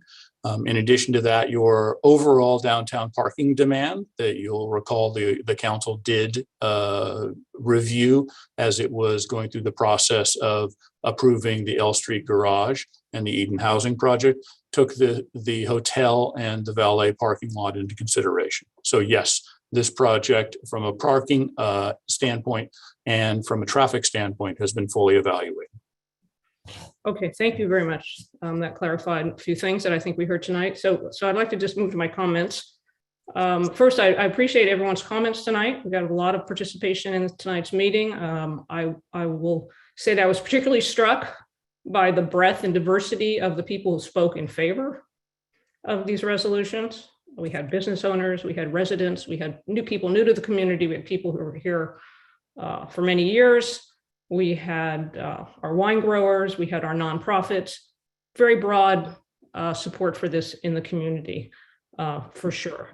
In about 2015, around the time I first joined the Planning Commission, I attended the Goals and Priorities Setting Workshop, which is held every 2 years. This particular year it was held at Ravenswood. And this is where the council takes staff's input and the public's input, and where they discuss the goals and priorities for the coming 2-year period, in this case, 2015 to 2017. So this meeting was very well attended, as many of them are. There were members of the public, business owners, stakeholders from all around the community, and in fact, a few of the people, in fact, who have so strongly opposed this project, and in fact, all of the items in the process of finishing the downtown. The topic of finishing the downtown came up, as I think it had for many years before this. This was just my first introduction to this topic, and the council, a largely different council from the one we have today, and the public alike were in strong agreement that finishing the downtown was a very high priority. In fact, it seemed to be the very highest priority at that time. And I believe it's made the list every time since then. And I'm, for one, as I think many are, and many have spoken to tonight, I'm really looking forward to the time when it's not on this list, but it means we've actually gotten it accomplished, because I know we're not going to ever stop trying. It's certainly not for a lack of effort, planning, or due diligence on the city's part. Clearly, the hotel is the cornerstone of finishing the downtown. The community has demonstrated their support over and over and over again in a variety of ways, both for the hotel and for its location. The developer has stuck with this project despite the pandemic, which set the whole industry back. And as soon as we start to see a recovery, Presidio, Mr. Patel, and his colleagues come back and they're ready to start working with us again. I think that's a testament to their resilience and their interest in finishing this project. And tonight is one more step in that process. So here we are in 2022, we have yet another opportunity to move the ball down the field and get the hotel built. As we've heard tonight, there's almost no disagreement with that. We won't get an infinite number of chances to do this. Staff, I thought, did a very thorough job explaining the history and the need for this parking lot project. The parking lot loan sounds like a terrific deal for the city. We get a high interest rate. We get to use the property while the L Street garage is being constructed. We get a valuable asset in the event of any kind of a default. The staff has done its due diligence. It's clearly described all aspects of this item, the financial viability and responsibility associated, the responsible financial nature of this deal, the environmental aspects of the design, all of it. So I fully support approving this amended and restated DDLA tonight. Before I finish, I want to thank and commend our staff, both for their expertise and for their hard work over these many, many years. They've worked incredibly hard bringing this back to us tonight. And finally, I'd also like to thank Presidio, who stuck with this project despite the obstacles, not just COVID, but some of those that originated right here in this community. So I'm going to close there and just reiterate my support for these items tonight. And again, I want to thank all the members of the community who spoke up. Even if they weren't in favor, people coming out is an important part of our process. Thank you. Okay, thank you. Councilmember Monroe. Well, good evening. I would echo Vice Mayor Bonanno's thanks to the community, to the staff, to Presidio, mostly to the staff and Presidio. I'm still fairly new to this this debate, but I do remember having many, as I watched people talk, before they spoke, said for and against, for and against, for and against. I was right every single time. So it says we've been doing this for a very long time. We know who the players are. And this isn't the first time I've said, I don't have to say anything because I've said my piece before. So I'm not going to say very much more other than that I am very much in support of moving forward on this. I'm going to add one thing that is new and that I just noticed, and that is the number of people saying no said, I'm in support of the hotel, but I'm not in support of this one thing that would make it not possible for the hotel to take place. Now, that particularly struck me because it seemed like I'd heard that fairly recently, maybe for another piece of this downtown project. If I thought about it really hard, it sounds a whole lot like people who were very much in support of affordable housing, just not in that location, just not where it was going to affect what their park is. They wanted something that wasn't possible, some kind of a dream. In one case, with Eden Housing, it was, let's put some vision of housing that cannot take place across the street. In this case, it is an automatic garage. Neither of those things is possible, but they make for good dreams for people to talk about. Both of those things would stop projects from going forward. So, have your dreams if you want them, but I prefer to live in the real world, and in the real world, this gets the job done, and I support it. Thank you. Councilmember Kick. Those things, sure, yes to those things from my colleagues. I just wanted to state how I appreciated that there actually are quite a few new voices to this. So in March of 2020, pre-COVID land, I was so excited to become a part of working on Measure P, and there are people that were not really heavily involved in that discussion who showed up, some of them for the first time tonight. So I really appreciate that people are using their voice in this process. So big thanks to people for showing up and letting the community know your opinion. This is a project that makes fiscal sense.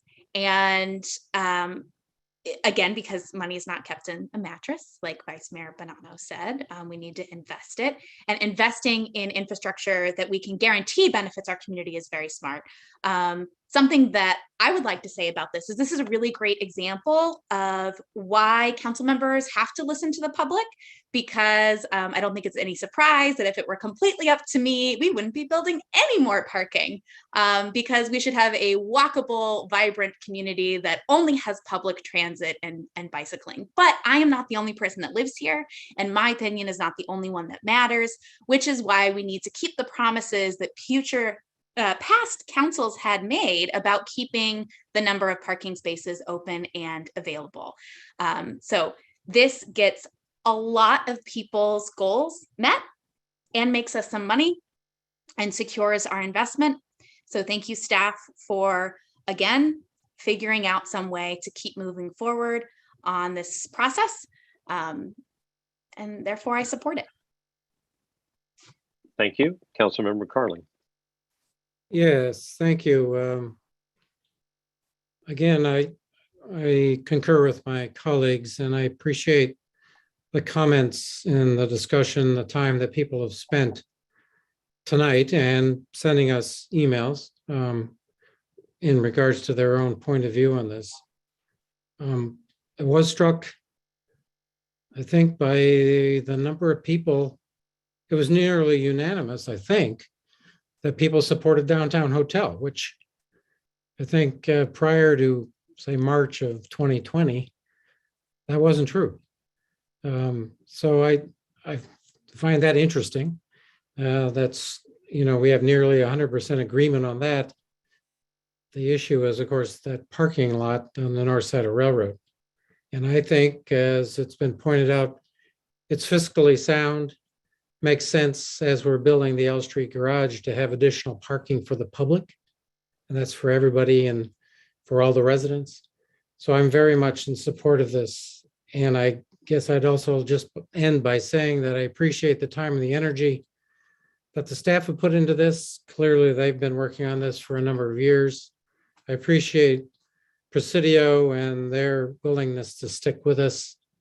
And this is I think this is the third different council I've been on that has dealt with this issue and supported it all along the way. So even though this is the current council, we've had two other councils previous that I've been part of that have supported the hotel and moving forward with Presidio. So again, thanks to all the folks that have been so instrumental in keeping us moving forward. And I'm eager to vote yes on this and to move forward. Thank you. Okay, thank you. I agree with all my fellow council members' comments. And I think what Councilmember Carling just mentioned, I've been on this council a long time, but this is my 11th year. And we've been trying to get this done for a long time. And there have been the impediments that have been thrown at us. And I think it's time to get going here. And I really appreciate, as been said many times, all the stick-to-itiveness of the staff and our partners and the community, and all the affirmations that the community have done multiple times, 2-to-1, that this is the right thing to do. Not only have we had the measures out there, we've had multiple council elections, and all of us have been committed to getting it done. So that's where we're at right now. And I just want to go back again. This was not easy to get all these documents together in time, but the staff did it, and I really appreciate it. So I'd like to just sum up with a few questions to staff so that we know where we're at and it's just clear. So first, I'd like to ask staff, is this proposal necessary to ensure the timely progress of perfecting the entitlements and getting the hotel built? Honorable Mayor, this is Mark Roberts, your city manager, and yes, this is necessary to move the project forward. Second, are we fulfilling our fiduciary responsibility, especially with respect to the loan terms and conditions and the hotel site sale terms and conditions?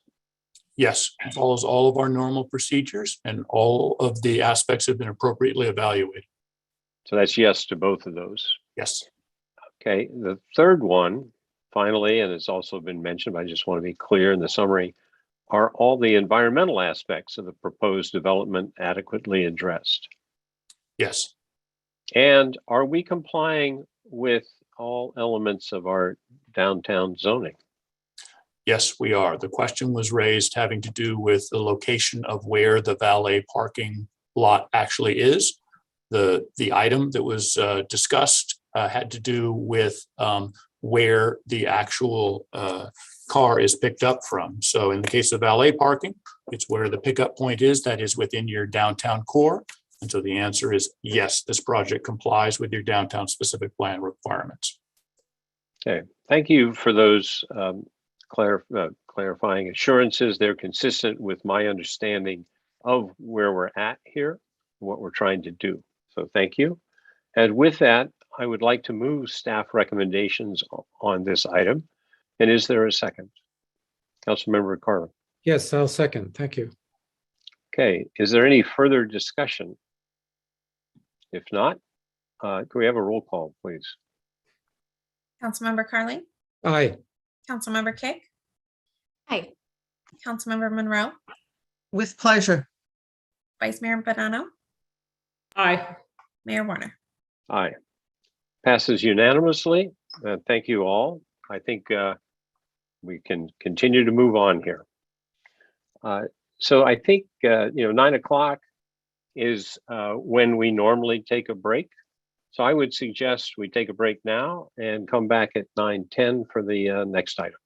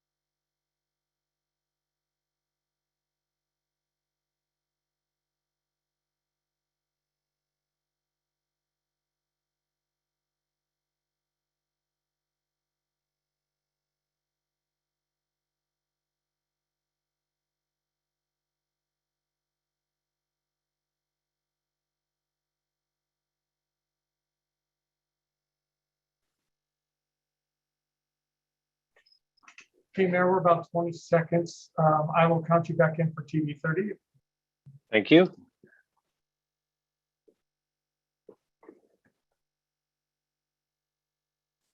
We guys stand by. In 5, 4, 3, 2, 1, you're live. Okay. Welcome back to tonight's Livermore Council meeting. We just finished item 6.1. We're now on to item 7.1, the oral report regarding our Director of Emergency Services regarding the COVID-19 emergency. Good evening, Honorable Mayor, members of the City Council. This is Mark Roberts. I am your City Manager and Director of Emergency Services. And if I will get my, can you see my slides? Very good. All right. So since the last time we were together, you know, a number of things have changed.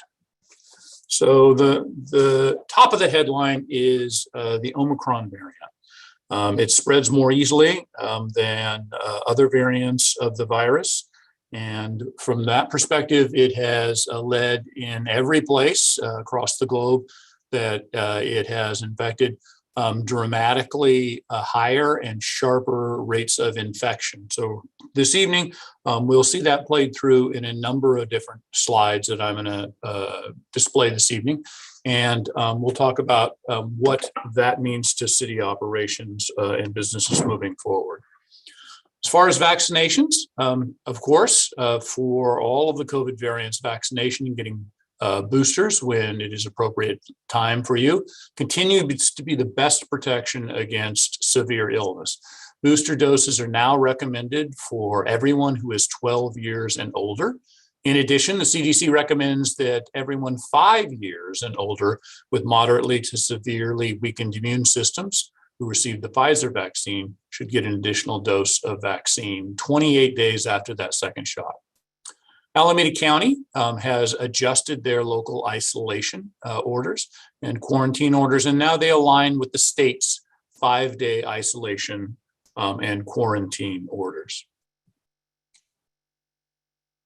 I'll let folks take a look at that, but this graphic is on the county's website, and it walks through essentially what is expected for folks for isolation and quarantine. If you test positive, you need to stay home for at least 5 days and wear a well-fitting mask around others for a total of 10 days.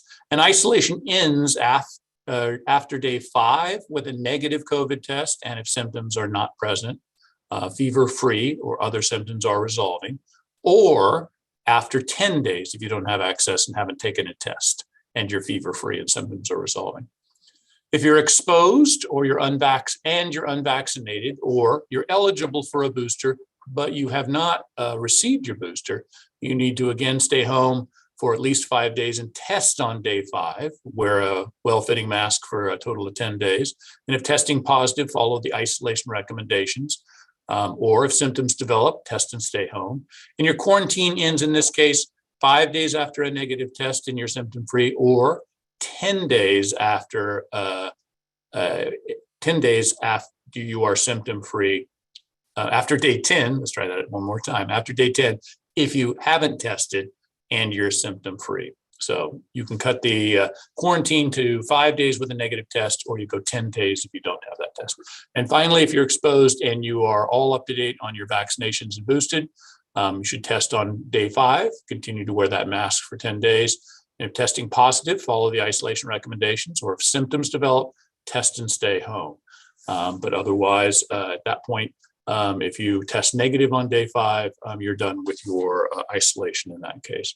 Again, this graphic comes right from the County of Alameda. So there's a lot of information on here. You can go right to their website and pull this graphic up. Effective December 30th, the County of Alameda joined other counties in the Bay Area, requiring everyone to mask indoors, regardless of their vaccination status. And that rescinded previous direction, which had allowed fully vaccinated people to go unmasked in certain settings. Statewide, the masking requirement is now extended through February 15th. And with the increase in cases, City operations continue.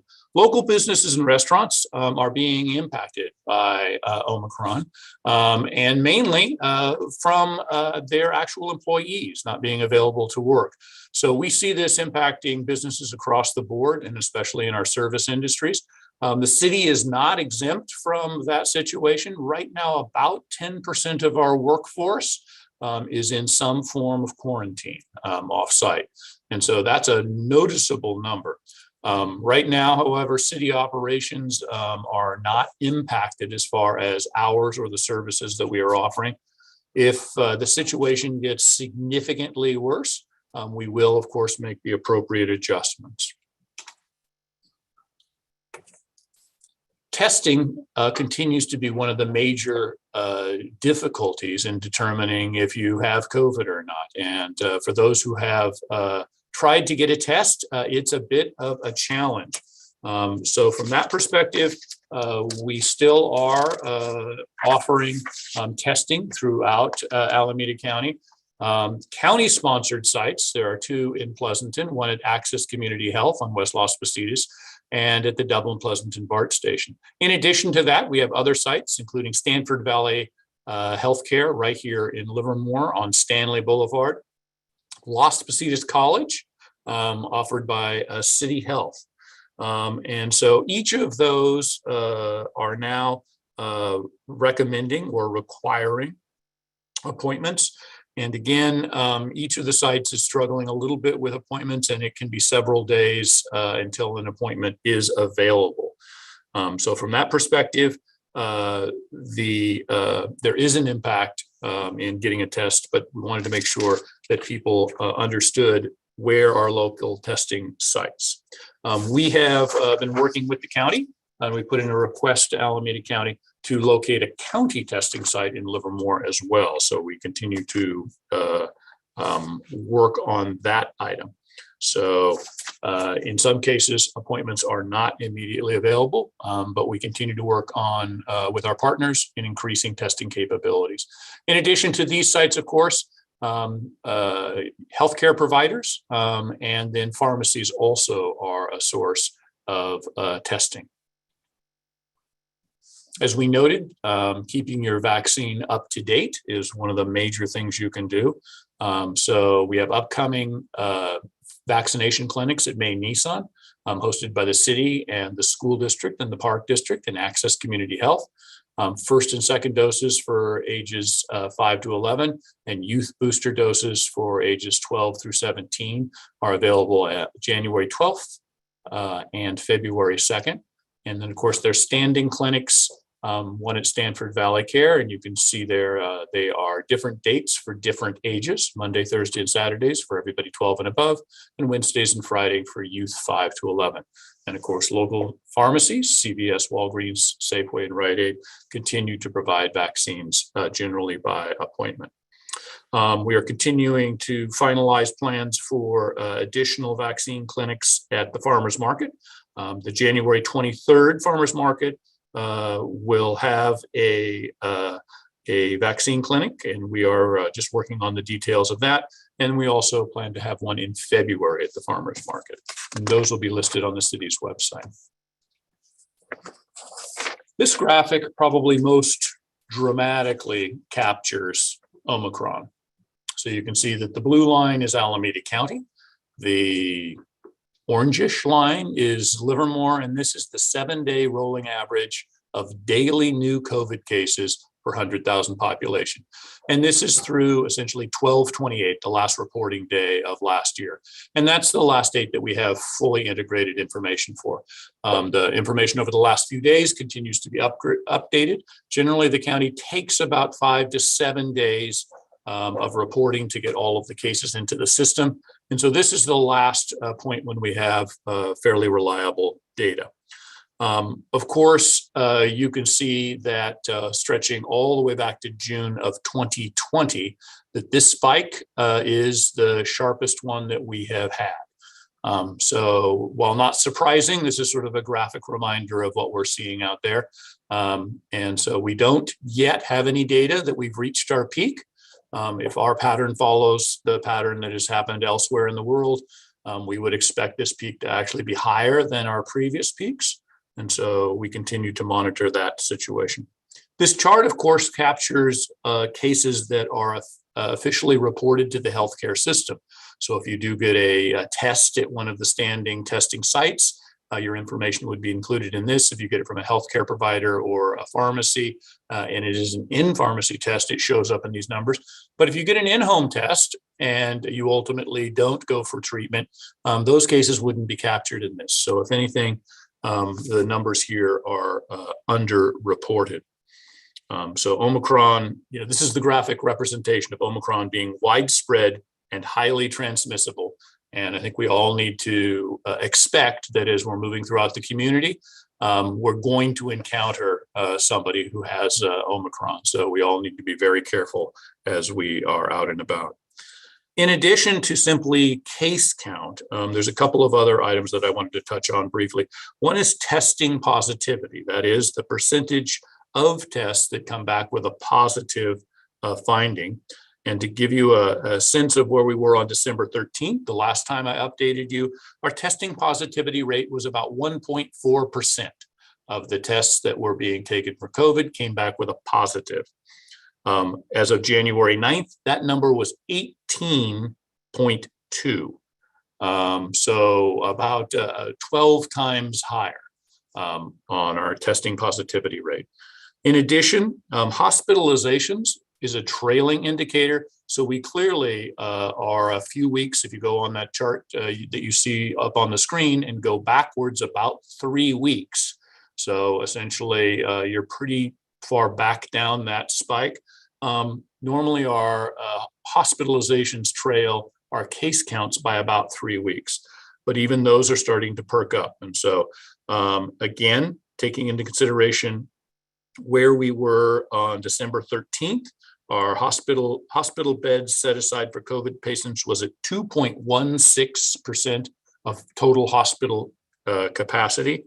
And most recently, that number is now 9.2%. We expect that number to continue to climb for at least a couple more weeks if this follows the pattern that it has traditionally.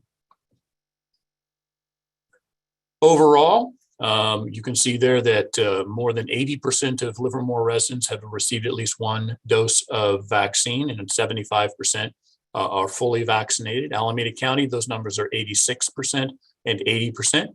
You can see what the numbers are there for fully vaccinated with a booster dose. CDC is moving toward essentially keeping the fully vaccinated to either be the single dose or original 2 doses, and then using terminology, which is keeping your vaccine boosters up to date to indicate those who are fully boosted. So there was some talk in some quarters about whether you would become unvaccinated for purposes of these numbers. That's not how they're going to keep track of it. They will keep track of the full vaccination relating to your initial vaccination, and then they'll note whether they believe the population is up to date on their boosters. And with that, I did want to just reemphasize that we still haven't seen the peak of this in Alameda County. It is impacting our local businesses, restaurants, service organizations, and even the city itself widely. And we do expect that to continue as we hit the peak. Although we are hoping that our pattern follows what it is followed in other locations where there is a very sharp peak, and then we do decline significantly from that. So your city staff will be continuing to monitor this. And with that, I'm available for questions. Okay, thank you. Before we go to questions, I'd like to open public comment on this item. Do we have any?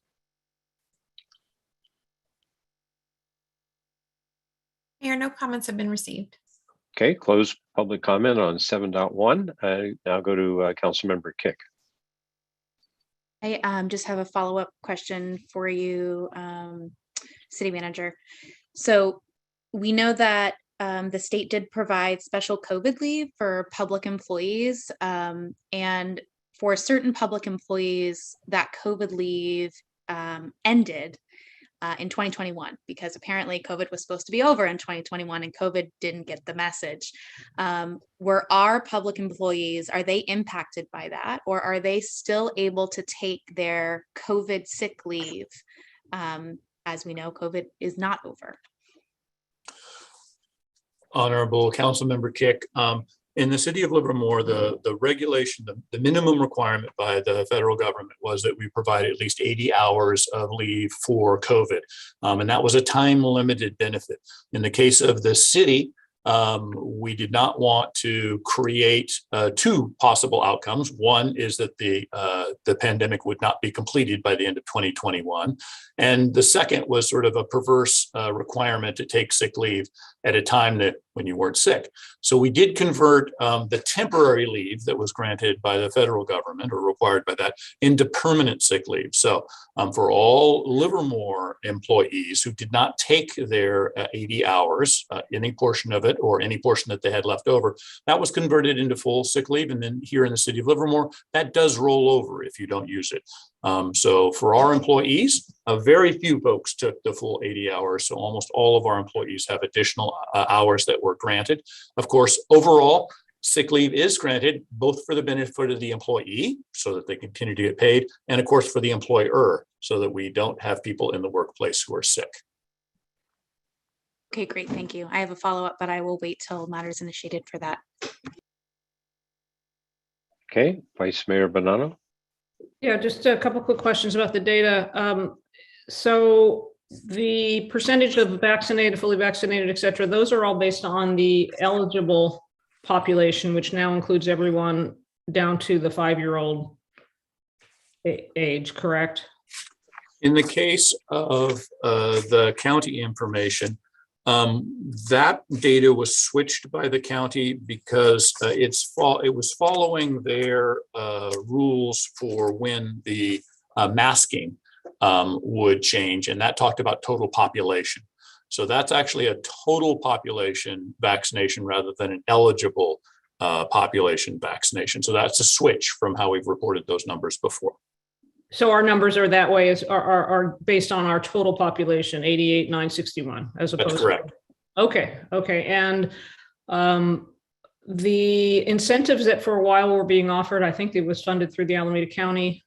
Are any of those incentives still active, and are people still able to get a gift card or whatever was being given for getting their second dose, the first dose, second dose, or a booster? That's all. Just curious about that. I don't know the answer to that question. And I can certainly check on that and have information next time. And we will have that information on we can have that information on our website as well. Yeah, and if they are, maybe it's worth another push through social media to make sure people know that if they go get that booster, which makes a big difference in this case, there is some incentive. Thank you. Councilmember Monroe. So first of all, thank you. After a month away from all of this, it's interesting to see where we stand right now. You had said that businesses are being affected, as is the city, and that largely it's a matter of employees being affected. Is there, a year ago, we had the Gift Livermore program. It was a different situation, a different effect. Is there any similar kind of program that we can offer? Is, given the speed with which Omicron seems to be going through in other communities, is that even worthwhile? In other words, what I'm wondering about is there a way that we can, as we did last year, help our businesses weather this? As you noted, Council Member, our situation last year was different in a couple of different fashions. The most notable was that it was illegal for certain businesses to operate. And so that was a governmental shutdown. And so that was a sort of a different situation. The other main piece of that is that it was customers who were mainly impacted one way or the other. In other words, businesses were not able to survive because even if they were open, or they had, for example, in the case of restaurants, the ability to operate outside, they were doing so at a much lower capacity on that. But to the larger question is there something that we can do on that front? We are, as a staff, sort of taking that into consideration here. And one of the things that we will do before the next time that we return is sort of see what the path of this is and how it's impacting the businesses. You'll remember our grant programs for the most part focused on creating demand, like the gift card program, or helping businesses pivot so that they could have technology to help them, or practices, or improvements to their buildings, or other things that would help them work their way through the pandemic. And actually, those are still paying benefits, a number of those improvements there.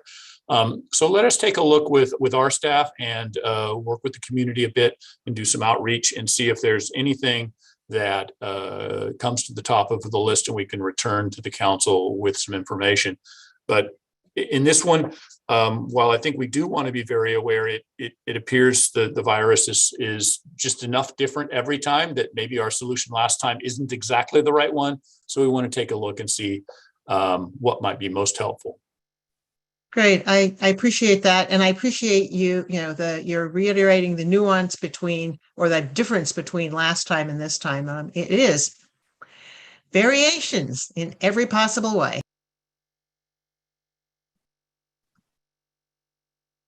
Okay, I'll go next. A couple of things. And of course, thanks for, again, getting us up to date on this, and that it changes. I was wondering, would it make sense, given that it's rapidly changing and we've got lags now that we're not sure of between cases and hospitalization and deaths, if maybe another, perhaps just a check-in at the next council meeting rather than waiting another month? Does that make sense to you? Yes, I think in this case, things are changing fast enough that would make some sense. We went to the monthly updates when things were stable for a longer period of time. This is a change from that. Okay, thank you. And then the other thing I would want to point out, just it's my own belief based on what I'm seeing, is that when you were talking about testing, I think it's important to distinguish between these rapid tests that people do at home and the more,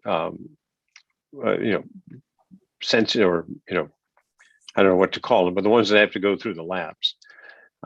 So that, and that what I also understand, and looking at preprints and everything else, is that the rapid tests are not effective. They have a lot of false negative as a result in the early stages with people with Omicron and when they're highly infectious.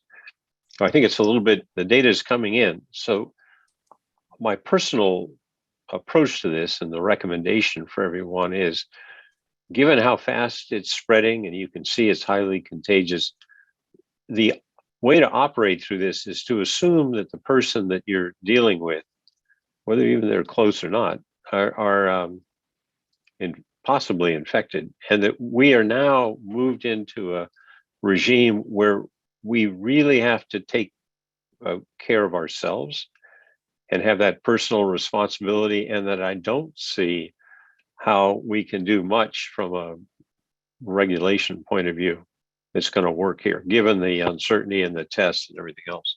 So that's my own suggestion. And thanks for being willing to come back at us next time. Any other comments on this? So seeing none, we'll close out 7.1, and we're on to 7.2. An update on the general plant approach and the draft vision statement and guiding principles. Do we have the staff presentation? Honorable Mayor, this is Mark Roberts, your city manager, and I'm going to introduce Senior Planner Andy Ross, who's going to lead us through this item. Thank you, Mr. Roberts, and good evening, Mayor Warner and members of the City Council. Can everyone see my screen okay?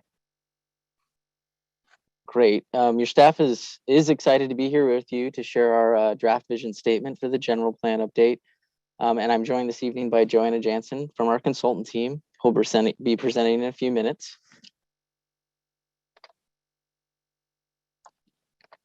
We have broken tonight's presentation into a few parts.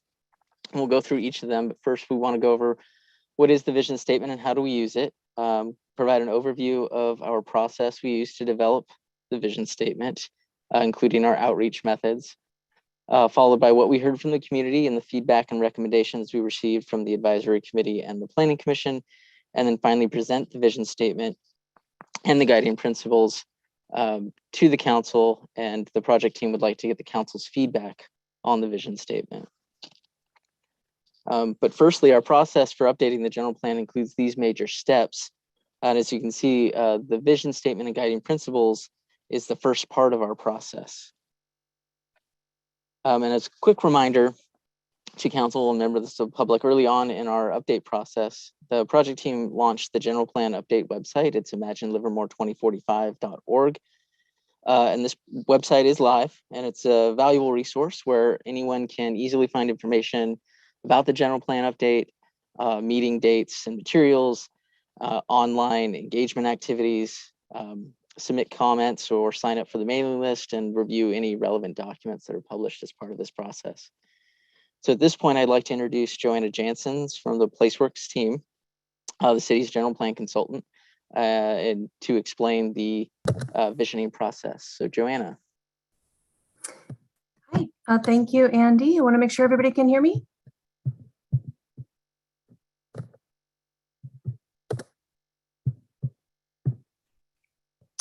Can I get any confirmation that can you guys hear me okay? Yes. Thank you. Sorry about that. Thank you, Andy. This is Joanna Janssen, your general plan consultant with PlaceWorks, leading the general plan update team along with staff. The vision and guiding principles that support it will influence our work on the general plan and will also guide how the general plan gets implemented. So we want to take a little bit of time just making sure that you understand how it will work in the document. This illustration shows how the vision and guiding principles will shape the goals and policies in the general plan, and why it's important that the vision expresses shared community values, is directly related to the topics in the general plan, and is unique to Livermore. On the next slide, we have a little bit more specific example of how a statement in the vision statement, how a sentence or a concept in the vision statement, like Livermore maintains a healthy local economy, might translate into a goal of having increased local jobs, and then policies and actions to support that goal and to achieve the vision statement. So this is really a very foundational guidance for us. And to that end, we followed a careful process, as is shown on the next slide, to get community input as well as input from your General Plan Advisory Committee, or GPAC, and the Planning Commission before bringing the draft that is here for your consideration tonight. And I'm going to say a little bit more about each one of the steps in this process in the next section. As I noted, it's imperative that the vision statement is reflective of broad community outreach. And so we tailored an outreach campaign that was flexible and easy to engage with while still reflecting public health best practices. We included outdoor pop-up events that you can see listed here at various locations throughout Livermore, as well as a virtual workshop, an open house at the Civic Center Library's Latino Heritage Month event, and online activities, as well as a community-wide survey conducted by a professional survey firm. On the next slide, as you can see, through those activities, we managed to meet 500 people at our outreach events, 80 people online, 450 people through the community-wide survey, for a total of over 1,000 Livermore residents giving input into the vision question. All of our outreach materials through those various events and sources were bilingual in Spanish and English.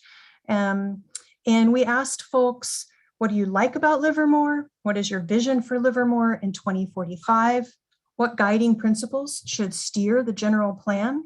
And what key issues should the general plan address?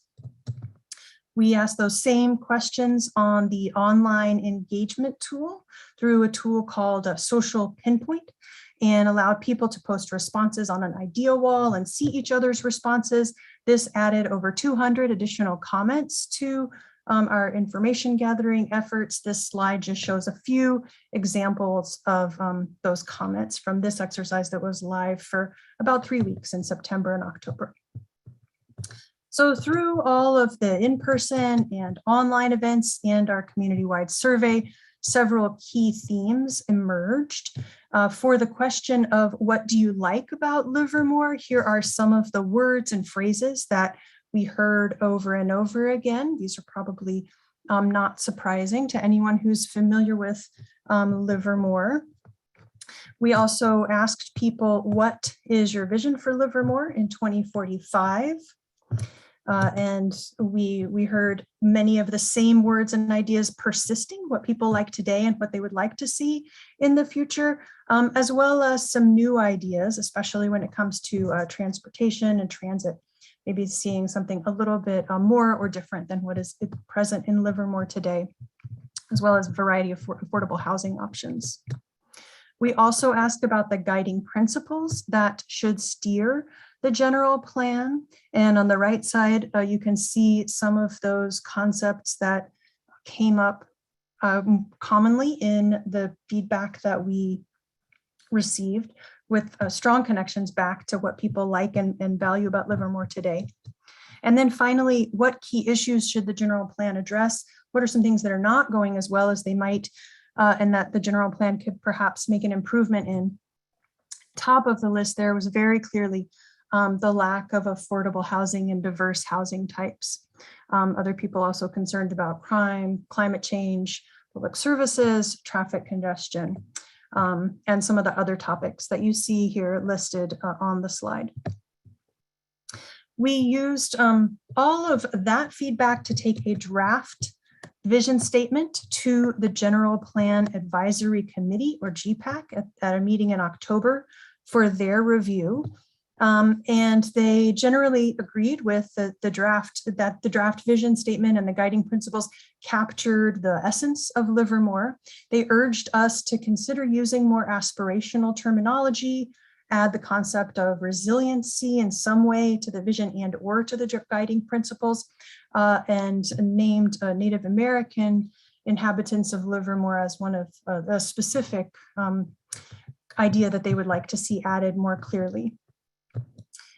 With that, we took both the draft vision statement and the GPAC feedback to the Planning Commission to ask for their guidance and reactions. And the Planning Commission largely agreed with the General Plan Advisory Committee feedback. Again, we heard that the vision statement as it was drafted at that time needed a little bit more emotional resonance, something a little bit more aspirational or inspirational, and requests to add concepts of economic sustainability, reliability of resources, wording about Livermore as a family-friendly community, more specific recognition of the role of science, arts, cultural amenities, jobs, and specifically breweries in Livermore, making sure that the wording reflects that agricultural heritage is not just something that's part of Livermore's past, but is an ongoing part of Livermore's present, and a recognition of biological diversity as a motivation for open space preservation. Those are some of the Planning Commission comments we heard specifically. So with that, we did take an attempt to incorporate the feedback that we had heard at that time from both the General Plan Advisory Committee and the Planning Commission, and to create a revised draft vision statement. That's the text that you have for your consideration tonight. In the interest of time, I am not proposing to read the vision statement out loud to you, but if you would like me to, I will certainly be happy to do that. And we have the text here so that we can revisit it during your discussion if that's useful to you. The vision statement is on these 2 slides. So it's a couple paragraphs long, and it tries to capture the the themes that we heard from the broad community, as well as the reactions that we got from the General Plan Advisory Committee and the Planning Commission. And the vision statement is supported by 7 guiding principles of balance, diversity, equity, prosperity, sustainability, resiliency, and integrity. And again, I'm not going to read you each one of these sentences, but the guiding principles are each expressed in a full sentence. So just because it did come up at our General Plan Advisory Committee and Planning Commission, I will comment that the way that I distinguish between the vision statement and the guiding principles is the vision statement is expressing what kind of community we want Livermore to be in 2045. If we were to hop in a time machine and step out in Livermore in 2045, we would look around and what would we see? That's what the vision statement is attempting to describe. Whereas the guiding principles are a little bit more about how we will follow processes, make decisions, and collaborate with each other between now and 2045 to get to that place where we have achieved our vision. So those are how we kind of decided to fit the pieces together. And with that, I will turn it back over to Andy for the staff recommendation. Thank you, Joanna. So tonight we're looking for the council's feedback on the vision statement and guiding principles as Joanna just presented, including any adjustments or modifications that the council would like to make to further refine the vision statement. And the project team will utilize that product that the council approves throughout the general plan update process.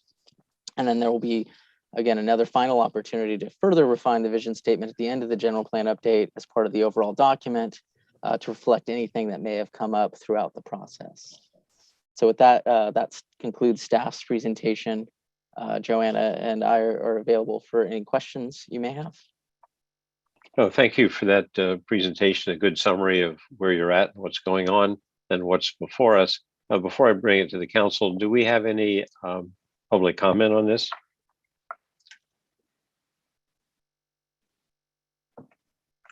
Yes, Mayor, there are 2 requests to speak. The first speaker is Alan Marling, followed by John Marchand and Carl Wente. Alan Marling, please unmute yourself. Good evening again, Mayor and City Council.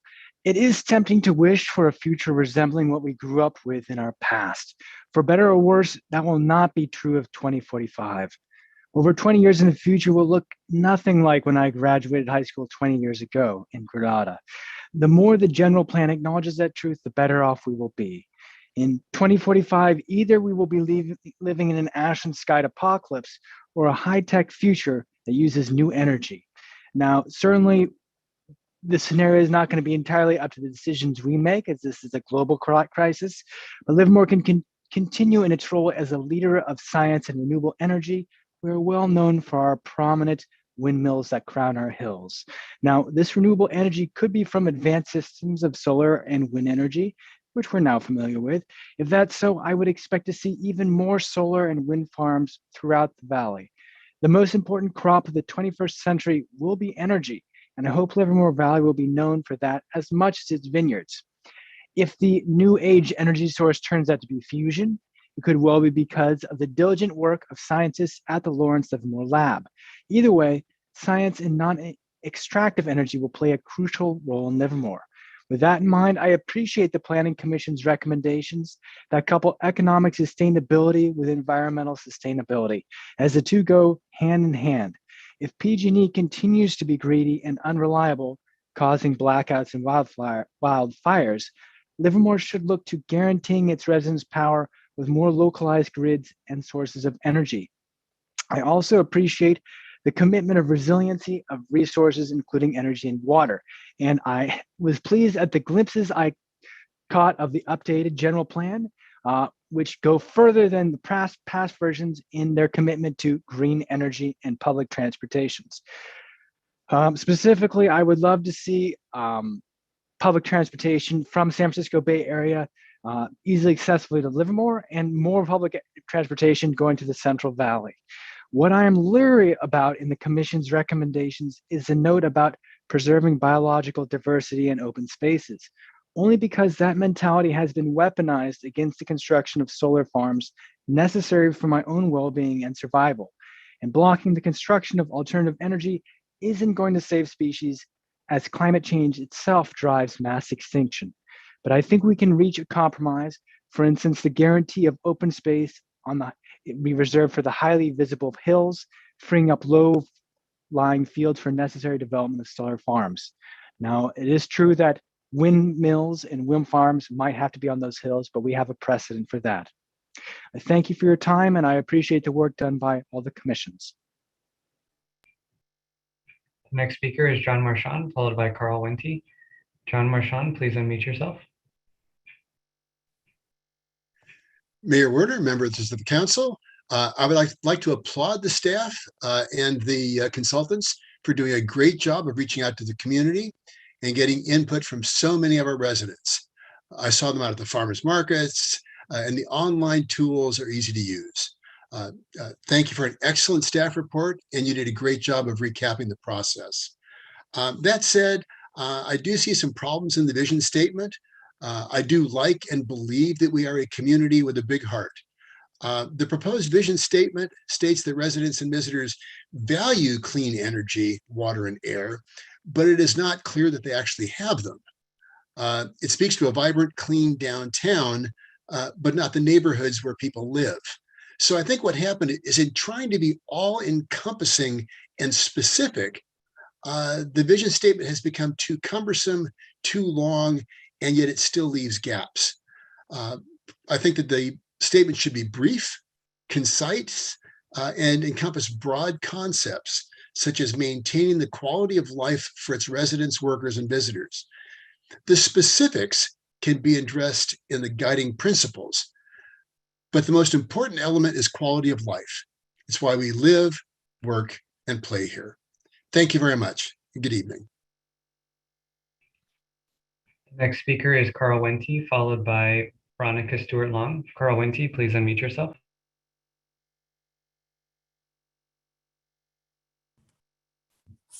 Carl Wente, just would like to thank all of those that interviewed for this general plan update committee, and inclusive, obviously, of those that were selected, and watched that process and saw how it went, and the incredible diversity, intelligence, coolness, the spectrum of people that we have on there that are representing our city, this city, as we look forward, because darn tootin' Skippy, it ain't gonna look like what it looked like when I went to Sunset School. It ain't gonna look like what it looks like now, which doesn't look like what it looked like then.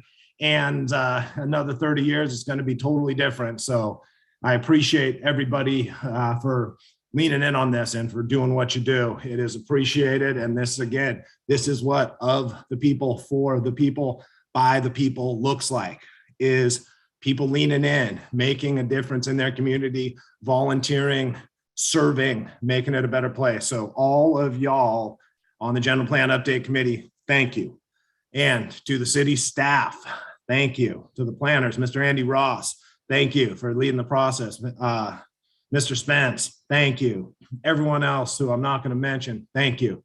It's appreciated. And the consultant partners that you're choosing and how they go about this, thank you. That's all.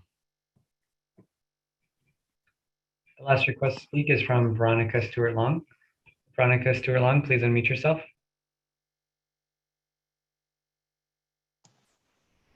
Hello, thank you for this opportunity to speak. I'd like to ask the council to use this opportunity to emphasize the importance of incorporating the ecosystem into the plan. I did not see the word ecosystem anywhere in what, I mean, obviously it was a very quick look we just had, but I didn't see it, and I was looking for it. I want to emphasize the word system in the word ecosystem. I've seen no acknowledgement of the ecosystem. The city exists within a dynamic natural system, and we're learning more and more about the importance of the system and the various subsystems. The whole climate change, that's one system. But right now, we tend to tackle I don't know, tackle's the right word. We approach the environment as a static thing. We have individual departments that handle discrete aspects like water or grounds, or I can't think of any right now, but they're sort of separate departments that handle environmental things. But the environment as a system, from everything that water that flows through, birds that migrate through, butterflies that migrate through, there's all the, well, I'm getting repetitive, but systems. So anyway, I hope that the council could take this opportunity to interject this in now that the vision is still being formed. And that's it. Thank you. There are no more requests to speak, Mayor. Okay, thank you. I'll close public comment on this item. In the interest of efficiency, I'd like to make a process suggestion with respect to this item. Rather than the 5 of us edit the document real time tonight, I propose a subcommittee comprised of myself and Councilmember Monroe that will take input from the other council members tonight and what we heard from the members of the community, and then work with staff to prepare what I would say a near final draft for our consideration at the next council meeting. So if that's okay, I would suggest then that as the council members speak tonight, there are 2 things that we're doing here. One is getting an update on the process for the General Plan Advisory Committee. And the second thing we're doing is being asked to approve a vision statement. So I would say, let's have questions around the how the advisory committee status is, and input to the subcommittee for edits, or it doesn't even have to be specific edits, but I think general principles of how we craft this. If that's okay, we can go down that path. So can I just get some thumbs up? Everybody's kind of good with that? Okay. So with that, let's begin to get input. I see Councilmember Kick next up. Yeah, so I just had a question / suggestion for the General Plan Advisory Committee. I had the distinct pleasure of getting to visit the online 3rd grade class, 2nd grade class. It was a couple months ago now, and tell them and teach them all about what general plans are and that they're building their future. And they loved it so much. So just the fact that we do have young students that are still doing online learning, it's a unique opportunity to just talk to kids about planning their own future and civic engagement. So I encourage conversations with our school district. Maybe not right now, it's a little bit of a stressful time for them, but just keep that in mind as you're doing your future planning, because kids get it and they were very excited. So that is my one suggestion for our team as they move forward. And then I just would like to add that something that Joanna said that I think is important to keep in mind for the subcommittee, rather than doing this right now, is that the vision and the, what did we call them? Guiding principles. The vision, those are separate documents for a reason. I saw a lot of overlap between this vision statement and then the mission and vision of the city that Vice Mayor Bonanno and I worked on together. And my initial thought was, well, let's just make them one thing. But then once Joanna said, you know, these are distinct for a reason, I think it's important that we look at them together, but that we remember that they are different for a reason, because we created the mission and vision as council members, but the community provided a lot more input on this. So my only suggestion for the subcommittee would be to remember who created the first one and who created this one you're working on now, and maintain mostly those community suggestions, not just what Vice Mayor Bonanno and I had done in the past. And I will leave it at that. Okay, Vice Mayor Bonanno. Yeah, I agree with what I just heard from Councilmember Kick. And I will also say that I think it seems long. That's been made in one of the public comments we got. Also, I think Councilmember Kick may have implied something about it being a little long and a little bit redundant. I see a lot of overlap with them, and I know they need to be supportive of each other, but I think that a crisper, shorter vision statement with some of the thoughts put into the guiding principles might be a better way to work it. I just think we want people to read the whole thing. And when it goes, when there's a lot of text and multiple paragraphs and a vision statement, I think it just seems a little too long. The one thing I felt like was missing to some degree, you could argue that there's some allusion to it in the vision statement, but we have I think an extraordinary set of nonprofits in Livermore, people that are just, organizations and groups that exist only to help support their fellow community members who need support of some kind or another. I just think that's something that I feel like is somewhat unique in the number and the value they add to our community, and maybe somehow infusing that, neighbor helping neighbor, community member helping community member in here in a little stronger way. Seems a little missing to me. And I think there's a lot of things covered here, and I felt really good about the guiding principles. I felt like those were really, really good. So I'll just leave it at that. That the one thing I'd like to sort of have the subcommittee consider is the community support we give each other, often through our nonprofits, and that's all I have. Thank you. Thank you. Councilmember Monroe. Thanks. So I would echo my thanks to all the work that was done. I was really impressed with the amount of outreach that took place, the amount of data that was gathered.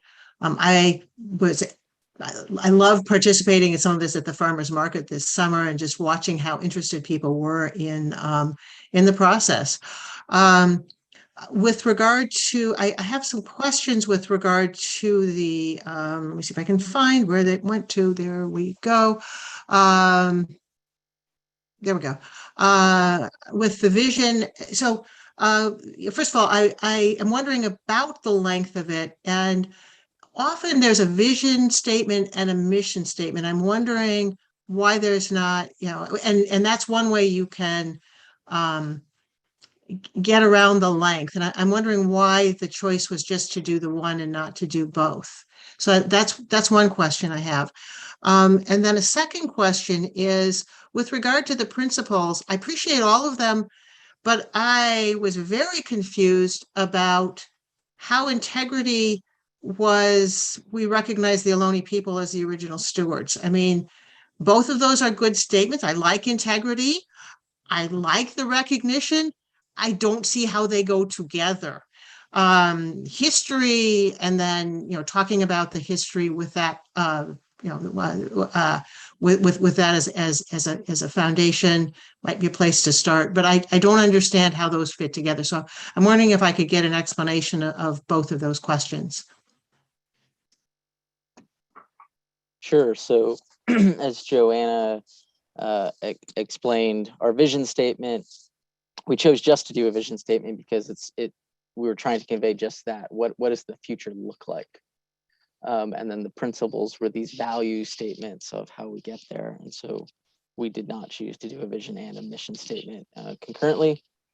As far as the choice of the wording integrity, that was a principle that was added after we got feedback from our advisory committee and planning commission. And we started with the statement, obviously, and we're looking to find the appropriate heading about respect and those kind of attributes, and integrity seem to fit. But as Mayor Warner has suggested, we can wordsmith that with the subcommittee if that's the choosing of the council. I was thinking about it, and history came close to being what it was, except history and integrity are not this. One's they're not, they don't represent the same thing. But anyway, that's wordsmithing in real time. Never mind. All right, I'm not actually entirely satisfied by the vision and mission, but let it. I think I went silent there. Thank you anyway. Councilmember Carling. Yes, I agree with my colleagues. I do think it's too long. So I think to Vice Mayor Bonanno's point, I think we want people to read this. And I do worry that if it's a couple of pages, people aren't going to get all the way to the end. So I share that point. I'm going to leave it up to you and Councilmember Monroe to figure out how to make it shorter. I had the same question about integrity that Councilmember Monroe had. As she pointed out, integrity is good, and recognizing the only people are good, but I'm not sure I see the connection there. So again, looking for a way to accomplish what I think we were intending there would be useful. That's really the only comments I've had. I appreciate the comments from the public, and I think they're worthy of considering. Mr. Marchand talked about value, and I think that's an interesting point. Although on the other hand, we may still be talking in 2045 about valuing clean air if we don't do something, to Mr. Marling's point, aggressively starting today. So I'm not sure how to reconcile that, but I'll leave it up to the two of you to figure this out. I think that does it for my comments. Thank you. Okay, well, thank you. And I just real quick, I agree it needs to be shorter, and we're not going to get there tonight. And so we'll take it on. And I think the main thing I've heard, and I agree with, is that we have a vision statement or a mission statement, and those are concise, compelling statements that rally people to some goal, really. And then the other thing is we have principles, which are more about how we think and behave, and how, what are we trying to do. So we have the chance to have principles that can capture all the different comments from the community and the various commissions and everything else. So we have that opportunity.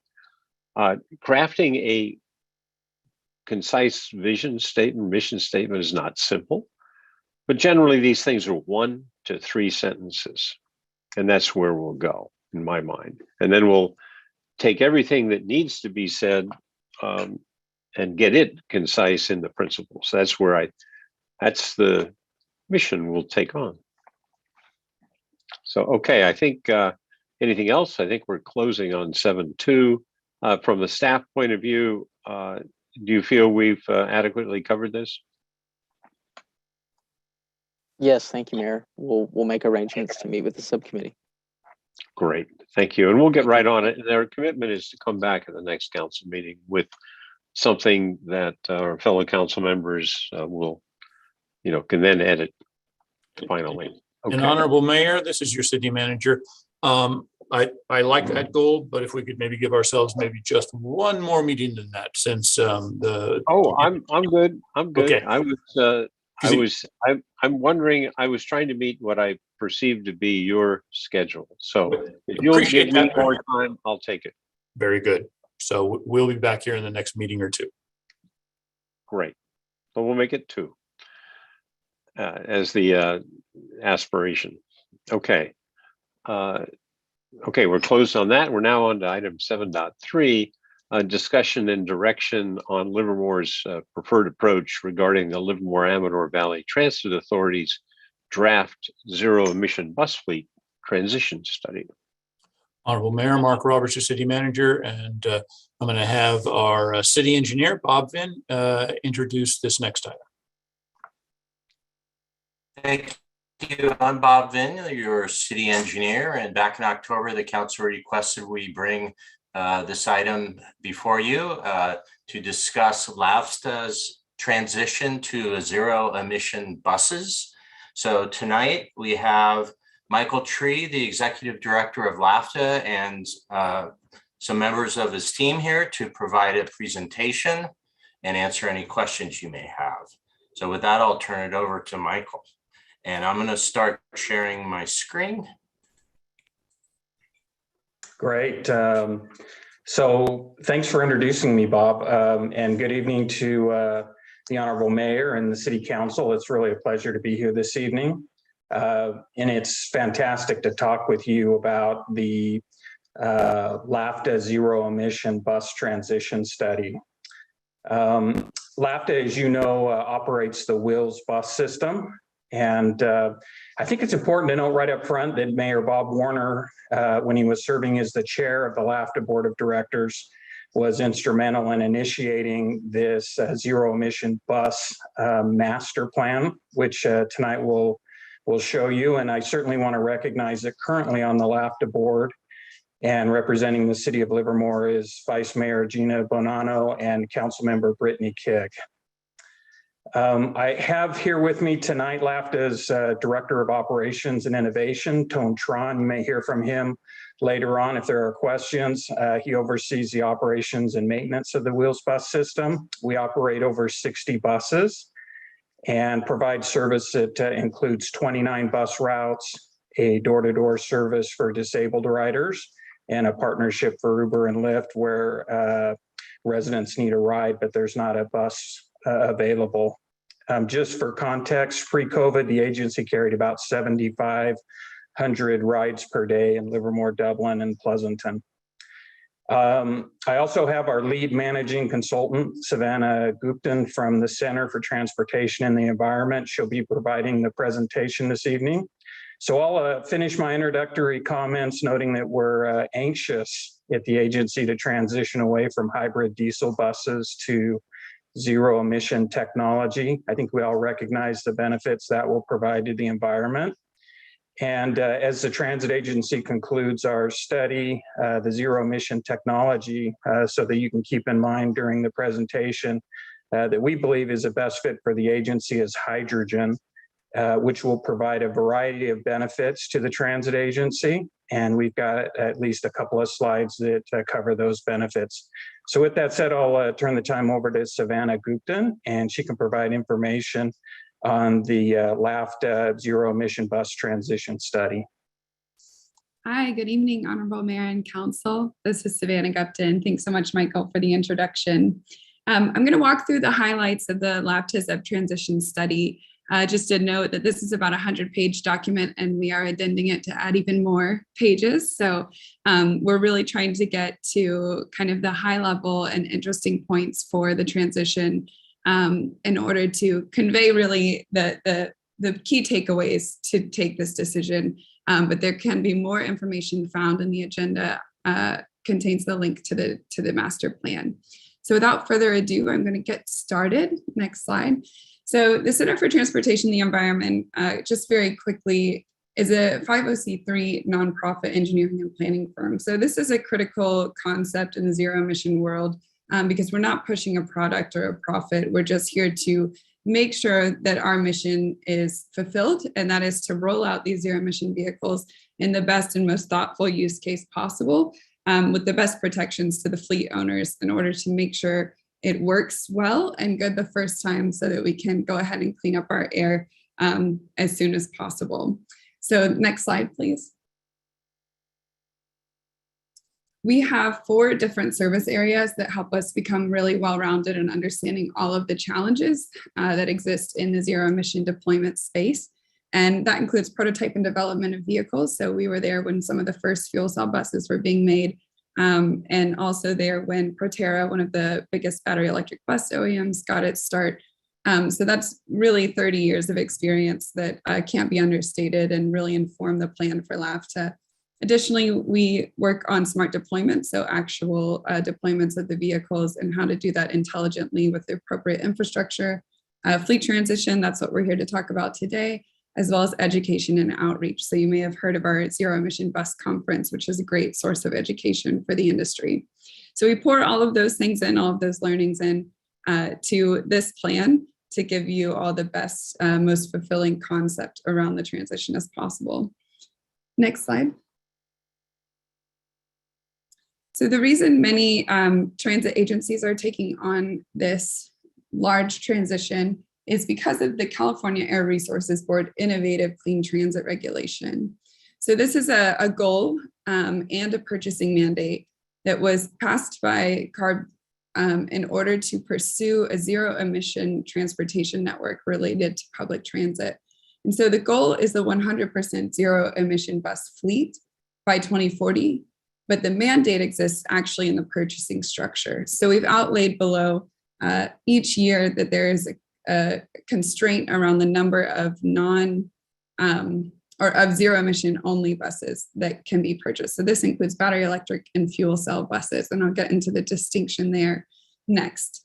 But you'll see that about a fourth of the purchases, I'm sorry, back one, please, thanks. A fourth of the purchases from 26 to 28 must be zero emission buses. So if you're buying 4 buses, one of those has to be zero emission. And then in 2029, that really accelerates. Small transit agencies like LABTA have until July 1st in 2023 to submit a plan of how they will accomplish this. Next slide. Thanks. Okay, so what we're really looking at in the market is two options for technologies that are proven commercialized zero emission technologies. And that's the battery electric bus, which is a bit of an older market, and the fuel cell electric bus, which is not quite nascent, but definitely on the heels of battery electric. And there's a couple important things to consider when you're looking at both technology options. Both are perfectly viable and excellent choices. The only choices, but perfectly viable use cases for transit. It just really matters which one fits the group, the fleet owner itself. And so there's a lot of things that lead into that, and we'll get into a bit later. A couple of things to keep in mind is that a battery electric bus cannot actually be a one-to-one replacement for ICE buses. ICE is internal combustion engine vehicle. So this is your traditional gas, diesel, and even the hybrids are considered ICE vehicles because they do have diesel on board. So oftentimes, battery electric buses just don't have the range or energy on board to complete the full duty cycle that a diesel bus is performing. Fuel cell buses, however, we do see a performance that is more of a one-to-one replacement for those traditional vehicles. The fueling time for a battery electric bus is a little longer. It's often overnight charging that's required, and you can do a DC fast charger, which truncates the time that it's fueling, but overnight level 2 can be quite a bit longer. And there's some charge modeling that goes into that to understand really how the operations change. On the other hand, fueling time for hydrogen or hydrogen fuel cell bus is quite a bit faster. It's a traditional fueling mechanism. So you pull up to a pump and you dispense the molecule into the tank in the vehicle. The fuel cost for electricity can be highly variable. As we know, with your own electricity bill, it can vary throughout the day. The fuel cost for hydrogen, however, though, is moderately higher than electricity at the moment because there's not a ton of market permeation. It is quite high to buy kilograms at the moment. And we'll talk about fuel costs a little later. The capital cost of these vehicles, because they're a new technology, is also higher for both of them, about 50% higher for the battery electric, 70% for the fuel cell. And then infrastructure is a really interesting point. And the cost increases as you buy chargers for battery electric, but the fuel cell bus, you can buy invested capital cost early in the first year of your deployment and scale up quite easily. Another notable concept on the fuel cell vehicle is that it has greater resilience because in a grid down situation, your station can still run and you can still fuel vehicles and perform service. And I mentioned this before, it is a bit of a younger market, but not a deterrent. Next slide, please. So I mentioned earlier the infrastructure scalability, and this part is really critical for folks who are planning their transition and trying to make moves very early in the transition. And so one thing to note is each time you buy a bus, ostensibly you have to buy a charger. or 2 buses to 1 charger. But each time you increase your fleet, your battery electric bus fleet, you're having to install infrastructure. And you can do single infrastructure installations, but you're still having to buy a charger per vehicle. Where in fuel cell, you can install 1 station once, and then you are able to fuel your ever expanding fleet, ever transitioning fleet. So there are a lot of savings to be produced in a fuel cell transition that is favorable. Next slide. So we applied CTE's standard transition methodology in order to understand exactly what it takes, all the things we should think about when we're transitioning the LAV to fleet. And this is a flow chart of really all the steps we take that inform one another to do a thoughtful study on this. So the first thing we do is we gather a lot of information from LAVTA, including GPS data of the service, to really understand what actually are these buses doing, and what we're offering or what we're modeling in our vehicle simulation tools. Can it perform the service? And where are the gaps and how do we address them to make sure that service is never decreased or impacted by the transition? That's called our service assessment. The fleet assessment is a procurement cycle process based on 12-year useful life that moves you through purchasing that moves ultimately towards zero emission purchases with the constraints of the ICT purchasing mandate. The fuel assessment helps LAVTA to understand what their operations costs will be for the infrastructure and fuel. And then the maintenance assessment is what we understand of these vehicles' performance now and where any savings can occur, as is projected with electric drivetrains. Facilities, there's a lot of fueling infrastructure that has to come into this, and that's a big part of understanding the transition. And then a total cost of ownership, so that LAVTA has a full picture of what it would cost to transition the fleet. All of that gets wrapped into that 100-page document we were chatting about before. Next slide. So the first and most important concept is the service assessment, service feasibility and assessment. And this helps us understand a baseline electric performance vehicle and where the gaps are. So with an overnight charged vehicle, battery electric bus vehicle, today only 58% of LAVTA's service is possible. That means that the other percentage that's missing requires some other solution in order to keep running those routes. We do build a 5% technology improvement into this every 2 years. And so we're looking at an ending battery capacity in 2040 that's a bit higher. And so we're getting better improvement and better service, but we're still not able to transition the entire service to 100% and not lose any routes and any stops, which is something we're absolutely trying to avoid. So next slide, please.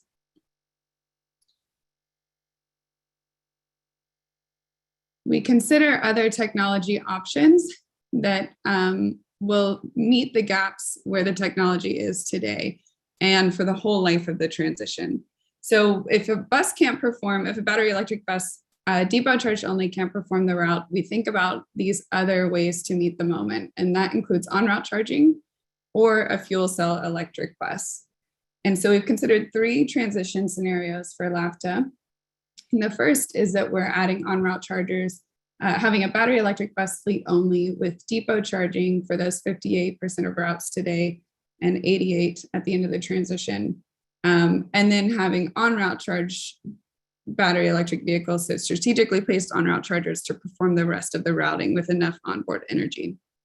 The next scenario we considered is using depot charge battery electric buses and then supplementing it with fuel cell electric buses where the depot charged BEV cannot meet the moment. And then the last one is just having a singular technology fleet, which can streamline a lot of things, make operations much more simple. And that's a fuel cell electric bus only solution, which can achieve all of the routing. Next slide. So we run those scenarios through all of the blocks you saw in the flow chart, and we come up with the total cost of ownership. And I'm going to walk through each of the sections of the pie. So the most expensive thing is buying the buses themselves. They're about $1 million vehicles for both types of technology. So that's the priciest thing in that light blue color. The next thing to really understand is the operations. What are the fuel costs associated with this new type of vehicle and the new fuel that it uses? So that's in the red there. Infrastructure is another cost that's really noteworthy. When you buy a lot of chargers and when you buy a hydrogen station, the cost can be up there pretty high, comparably.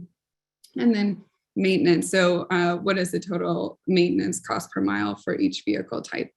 And so notably, what CARB is really interested in and what we all are is that, hey, we want to do this zero emission thing, but it really costs a lot. So it's about 45% more expensive to not do business as usual and transition. So that's really integral for CARB to understand in order to make the goal happen.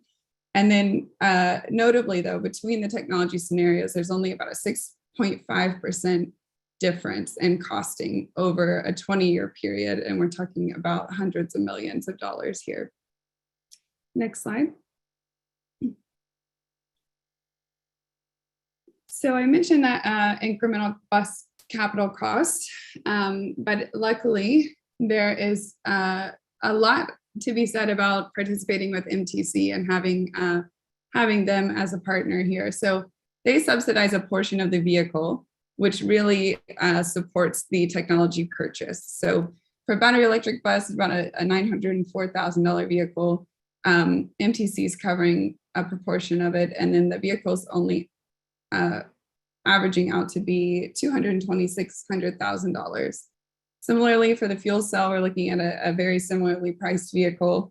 The starting price of that vehicle is 1.1 million, basically. And then getting a comparable fuel or capital vehicle cost there. So really Labta's burden for the transition for either technology is in the on the order of 27 million, sorry, or 30 million. Next slide. Another critical concept is the fuel. So we've done some projections and sensitivity analysis on what is the cost today in 2022 or 2021 when we wrote the plan, and what is the cost tomorrow and at the end of the transition. You don't want to commit to something 20 years and then find out that the fuel cost is too expensive to manage. And so when you have these buses for 12 years. So we do a sensitivity analysis with inflation, as well as notably we've built in some of those infrastructure upgrades on the order of $10 billion that PG&E has signed on to complete. So most importantly, the present cost of electricity is quite low, comparable to diesel. This is fuel cost per mile, by the way. Present cost to diesel is very close. And then the hydrogen cost is actually quite high today. There's not a huge amount of market play driving that down yet. And I'll talk about that a little bit more, but we do see it dropping significantly. The future costs for diesel we expect will inflate, as well as the future cost of electricity, including those infrastructure upgrades that we know will be passed on to the end user. But the future cost of hydrogen we see dropping around 5.5 or $5.50 per kilogram, close to 60 cents per mile. Another notable concept is when you engage with cleaner energy, there are subsidies and incentives. So the low carbon fuel standards credit costs, our credit revenue program with CARB, excuse me. It's a credit revenue program that CARB offers to support folks who are using greener electricity and greener negative carbon intensity hydrogen, which we do understand will be produced in large volumes in Livermore and stored in Livermore, produced in Nevada, stored in Livermore. So that's an overview on some of the metrics that we lean into to understand the impacts of transitioning to zero emission. And we wrapped all that into a plan and gave it to LAFTA to review, and they've come up with a staff recommendation based on all the technology scenarios that we've compared. And so I'm going to actually pass it to Tone to give a couple slides on the recommendation, and then I'll take it back after that. Thanks, Savannah. Good evening, Honorable Mayor Warner and council members. Can you guys hear me okay? Yes. Okay, thank you. So as Michael mentioned, LAFTA staff has thoroughly evaluated the 3 scenario, looking at the advantages and disadvantages of each scenario, and would like to recommend the all fuel cell electric bus scenario based on the following key factors.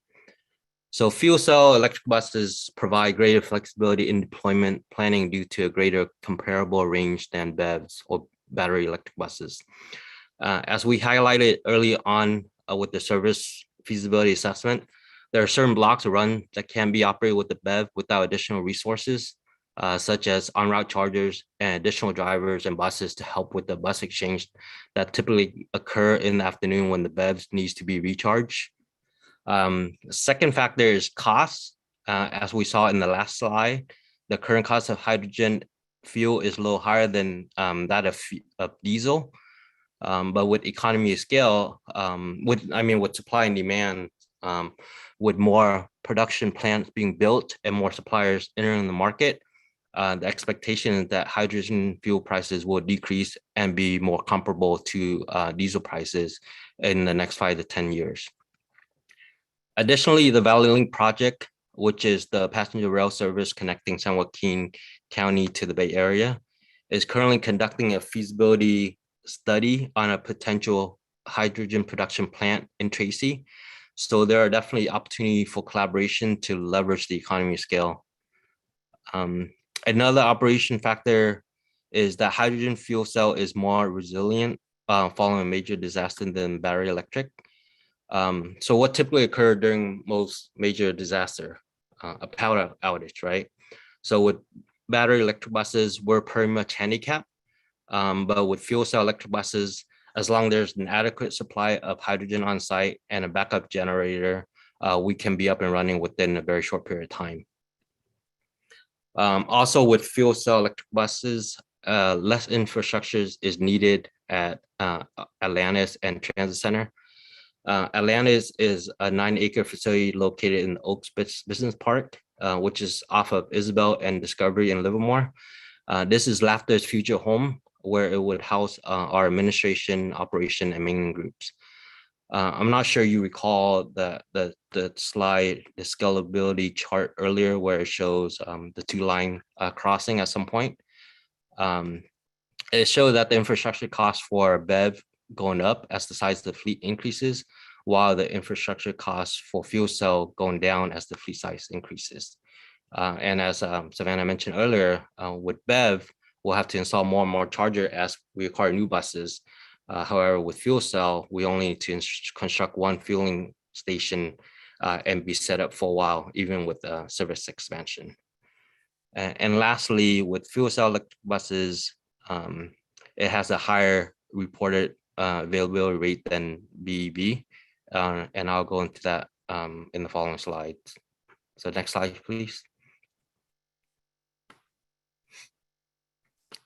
So the data set on this slide is from a report that AC Transit recently published. The report is called ZETBTA, or it stands for Zero Emission Transit Bus Technical Analysis. This report, they compare performance of the fuel technologies type in their fleet, which consists of battery electric buses, fuel cell electric buses, hybrid diesel buses, and their conventional diesel buses. Vice Mayor Bonanno had a great question at our last committee meeting regarding the definition of fleet availability and reliability. So the report defines fleet availability as a measurement of the vehicle readiness status for morning pull at 7 a.m. So the percentage is calculated by dividing the number of planned work days by the number of work days each vehicle was available for service. And then my routine roll call is typically an indicator used to assess reliability. So my routine roll call measure the vehicle mileage between mechanical failure during revenue service. Is basically a maintenance indicator showing how long a vehicle traveled before it is involved in a mechanical failure. So now to the fun part, to the data. So from July to December 2020, the fleet availability for BEV was around 57%, while fuel cell was at 90%. My routine roll calls for fuel cell was much higher than BEV. It was 8,000 miles versus 10,000 miles. So we recognize this is a very small sample size, but in talking to our other peers who have tested both technology, they expressed that they have similar experiences to AC Transit. So although this is a small sample size, it's a pretty accurate depiction of what other agencies are experiencing with the two fuel technology. And now I'll pass it back to Savannah to discuss hydrogen production and distribution centers around the area. Thank you, Tone. Next slide, please. Great. So, considering a transition into fuel cell vehicles, you want to be really sure of the fuel that you would be relying on in order to leverage that resilience, as well as just have reliable operations. And so it is a newer market, but we see so much activity in California that's really worth talking about, and really rapidly over the short time that I've been living in the state has really exploded. Hydrogen production centers, this is where the molecule is made itself. It can be made in a few ways with steam methane reformation, which is a less clean version of production, but we're seeing a lot cleaner production happening. So you can reform dairy gas to create hydrogen. You can also use solar and electrolysis to create hydrogen, all very green, low carbon intense production mechanisms. And so we've got a few of those in the state already, and these production sites create molecule in the order of tons. So we know the one that is planned for Northern California in the light blue is an 11-ton production site. So this is quite a bit of molecule, and a few dots here. The most notable one is the one in Las Vegas. That is where the production, it's dairy gas reformation production would be happening over there, and then stored in Livermore. And I'll get to distribution centers in a second, but pretty well covered with molecule production, with 3 producing entities and 2 other proposed. Next slide. All of that hydrogen and molecule gets stored somewhere so that it's easier to use and gets into vehicles more quickly. So we've got kind of a similar geographical distribution, but notable storage sites. The first element one is down the street in Livermore, a large storage site in Los Angeles. This is actually 3 different ones in Los Angeles, Port of Long Beach, and Ontario. And then there's a proposed one in Fresno that'll be under construction soon. Next slide. It's also important to understand your peers. So these are other operators, transit operators who have on-site stations that have been functional. The AC Transit, OCTAs, and Sunlines are older for the industry. So over a year old for all of those, some a bit older than that. AC Transits is almost 10 years old, I believe. So quite a bit of folks who have legacy fleets here. Other people, peers to lean on.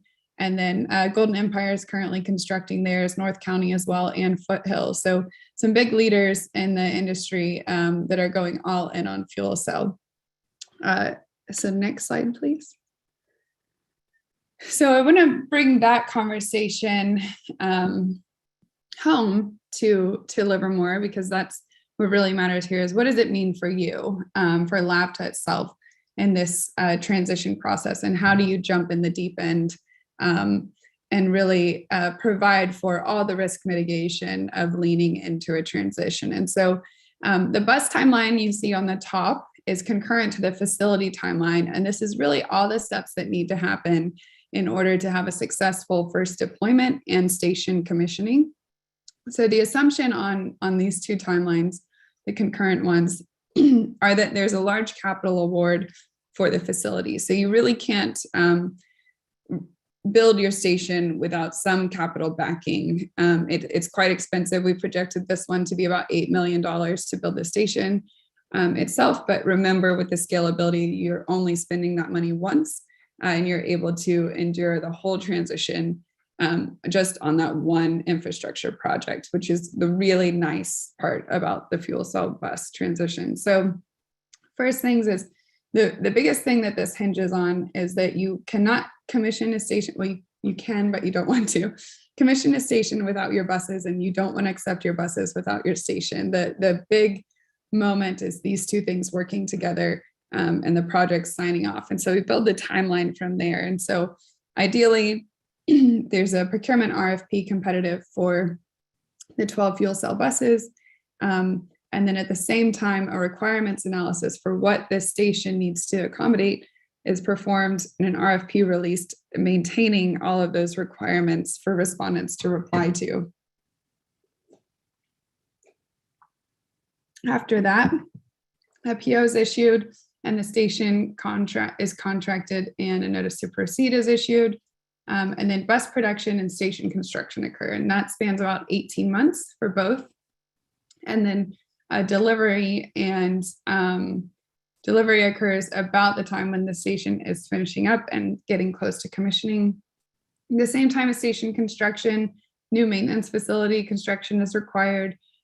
You do have to have certain gas detection and code regulations met in a maintenance facility in order to perform maintenance on a fuel cell vehicle. So we'd want to have that construction happening at the same time.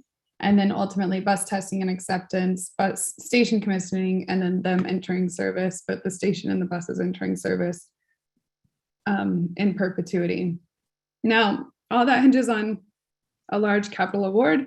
That doesn't happen, you can still proceed with your purchase, so the transition is not stagnant. And there, because of this first element distribution center that we mentioned before, there is a possibility of a partnership to do fueling down the street until that capital award is met and the station is constructed. Then a retrofit of the maintenance space would be required. And then ultimately you can still enter into the transition while you work on that capital award to build a station at Atlantis Court. And speaking of award, on the next slide, we have listed out all of the funding programs that we are aware of, and this is last year, so we do expect a good bit more with a lot of the infrastructure bills that have come out from the federal government. But really just the potential for funding for a project such as this is really quite high, and that's the point of this one. Some of these are vehicle specific and tend to award more on a vehicle purchase like Lono does. But that's not to say that you can't get infrastructure funding from these programs. So just this slide are very busy, but just to show a fair amount of optimism for the infrastructure capital and the way forward. And that's it. In summary, I do have one more slide on next steps, and Tone's going to talk about that. So on behalf of Michael and Savannah, thank you for having us here tonight to talk about our study. After we receive direction from City Council tonight, we'll take the item back to the LAFTA Project and Services Committee on January 24th for a directive that will be taken to the February 7th board meeting for approval. And then once we choose the direction in terms of the zero emission path, we'll finalize the ICT rollout plan and take it back to the LAFTA board on April 4th for approval.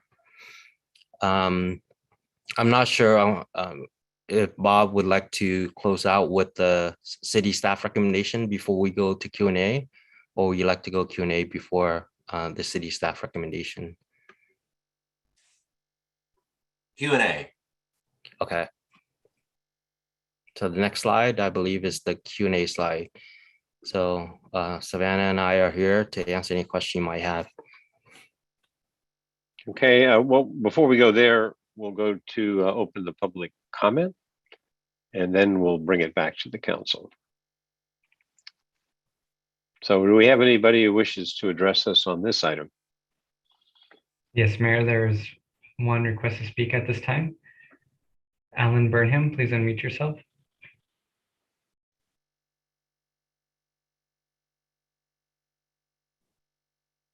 Thank you. I was very impressed with the presentation. It showed quite a bit of analysis And the reason I appreciate that is so often when you're talking to the public who don't really understand the complexity of these issues, say, well, just do X. And X usually is, only maybe 10% of what needs to be done.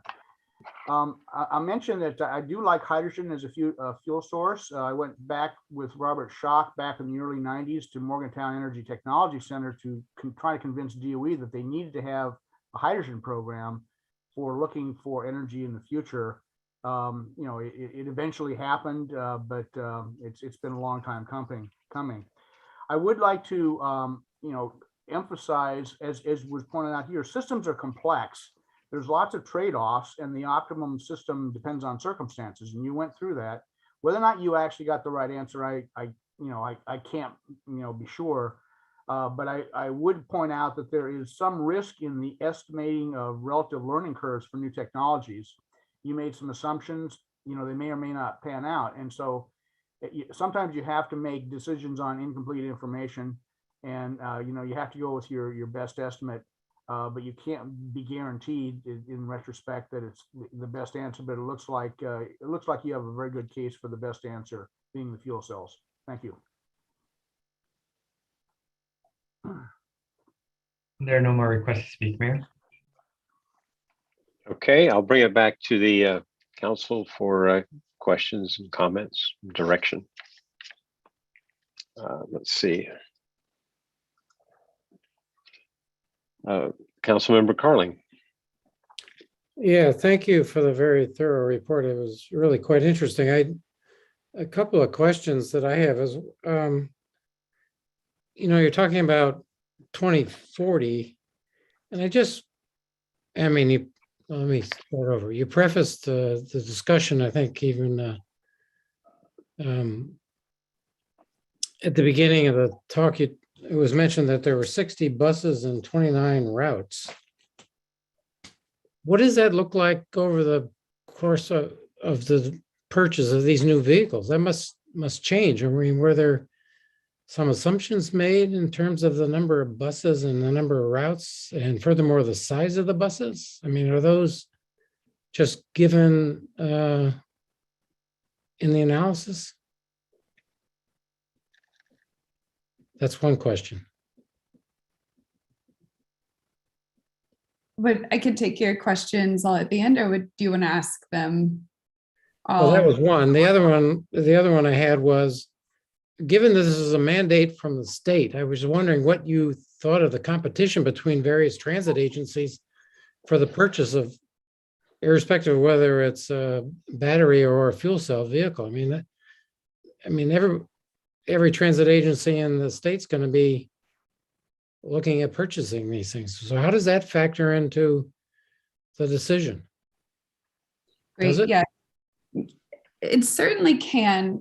So I'll take that one first because it's fresh. But at the moment, there is one OEM that has a commercialized a fuel cell bus, and so there has been a large order, many orders placed with them in the past year and a half that has I'm getting a little echo.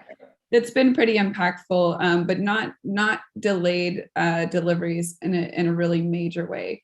I think the other important thing is that larger agencies had to submit their plan in 2020. Smaller agencies get to wait till 2023. And we do match the procurement cycles on the 12 years of useful life. So not everyone's purchasing in the same year, and they tend to cycle in and out. And that can be really helpful for the purchase and supply and demand. So we do also see a lot of new players probably entering the market very soon. Just in the years that battery electric have been out, there were a couple vendors, and now there's many more. So it's a fast, rapidly growing market, and there hasn't been someone who's wanted a vehicle and not been able to get one because it wasn't able to be built yet. And your first question, we do take some assumptions on the size of the vehicle. So we pretty much assume that your current fleet composition is not going to change unless we've been directed that all 35-foot buses are being replaced with a different size bus. So we want to maintain service as it looks today. We do actually collect GPS data and routing for the service you're performing at the moment. And so our LAFTA is performing at the moment. And so we keep that really consistent, and that drives the whole transition. So the age of the vehicles as they are, plans to purchase, and then based on that 12-year cycle, as well as maintaining the current routing and service. And I'm not sure if that got all of your questions. Yeah, I think so. I realize you need to have some assumptions to do an adequate analysis. I just wonder I don't know what the analysis looks like in terms of what the future use or need is for the buses going out to 2040, but I guess you do the best that you can and hope you get it close. But I do think it can be a bit of a challenge guessing the need and the expectation for the future. So thanks very much for the very complete report, and certainly glad to see hydrogen playing the prominent role that it is. Thank you. Thank you. Okay, if I may, I'd like to restate your question, Councilmember Carling. I think explicitly we've got, we were just dealing earlier with the general plan update, and it has in it growth, population growth, and we've got the 3 cities. So I think the way to phrase your question is the projected growth in the Tri-Valley, and therefore the number of routes that could change, is that adequately captured in the projections? Yeah, that was much better. Thanks. Yes, and it's an excellent question. And I was able to kind of get there at the end of your description, Councilmember Carling. And thanks so much, Honorable Mayor, for repeating. So we do not, it is out of the scope of this study to do a projection on service expansion. It's just too much of a missing target with all of the components that go into a transition. So we do try to keep service exactly the same as today, understanding that we ran into this with COVID, that there was large service reductions, and we had to go to more historical data to make sure that it was representative of a normal service life and service day of LAVTA. And so we don't project your expansions in here, but we don't reduce service at all. And so that's just one part of the plan that just can't be pinned down in order to complete the transition assumptions. I think if I could just expand on that, if I may, is the key here is the percent of the routes that could be serviced with the 2 types of vehicles. And I think it's and maybe Director Tree can weigh in on this, but from my understanding of what's going to happen is that if anything, the percent of routes that could be serviced, that was a key in this analysis, would maybe decrease. It wouldn't increase for the electric. But I'm just, it wouldn't be a big difference. Michael, could you want to answer or speak to that? Yeah, I think staff has been, contemplating future growth in the system. And I think the beauty of the hydrogen is that hydrogen fueling facility that we would install would have capacity for future growth, whereas the battery electric bus would require additional chargers incrementally as you add buses into the fleet.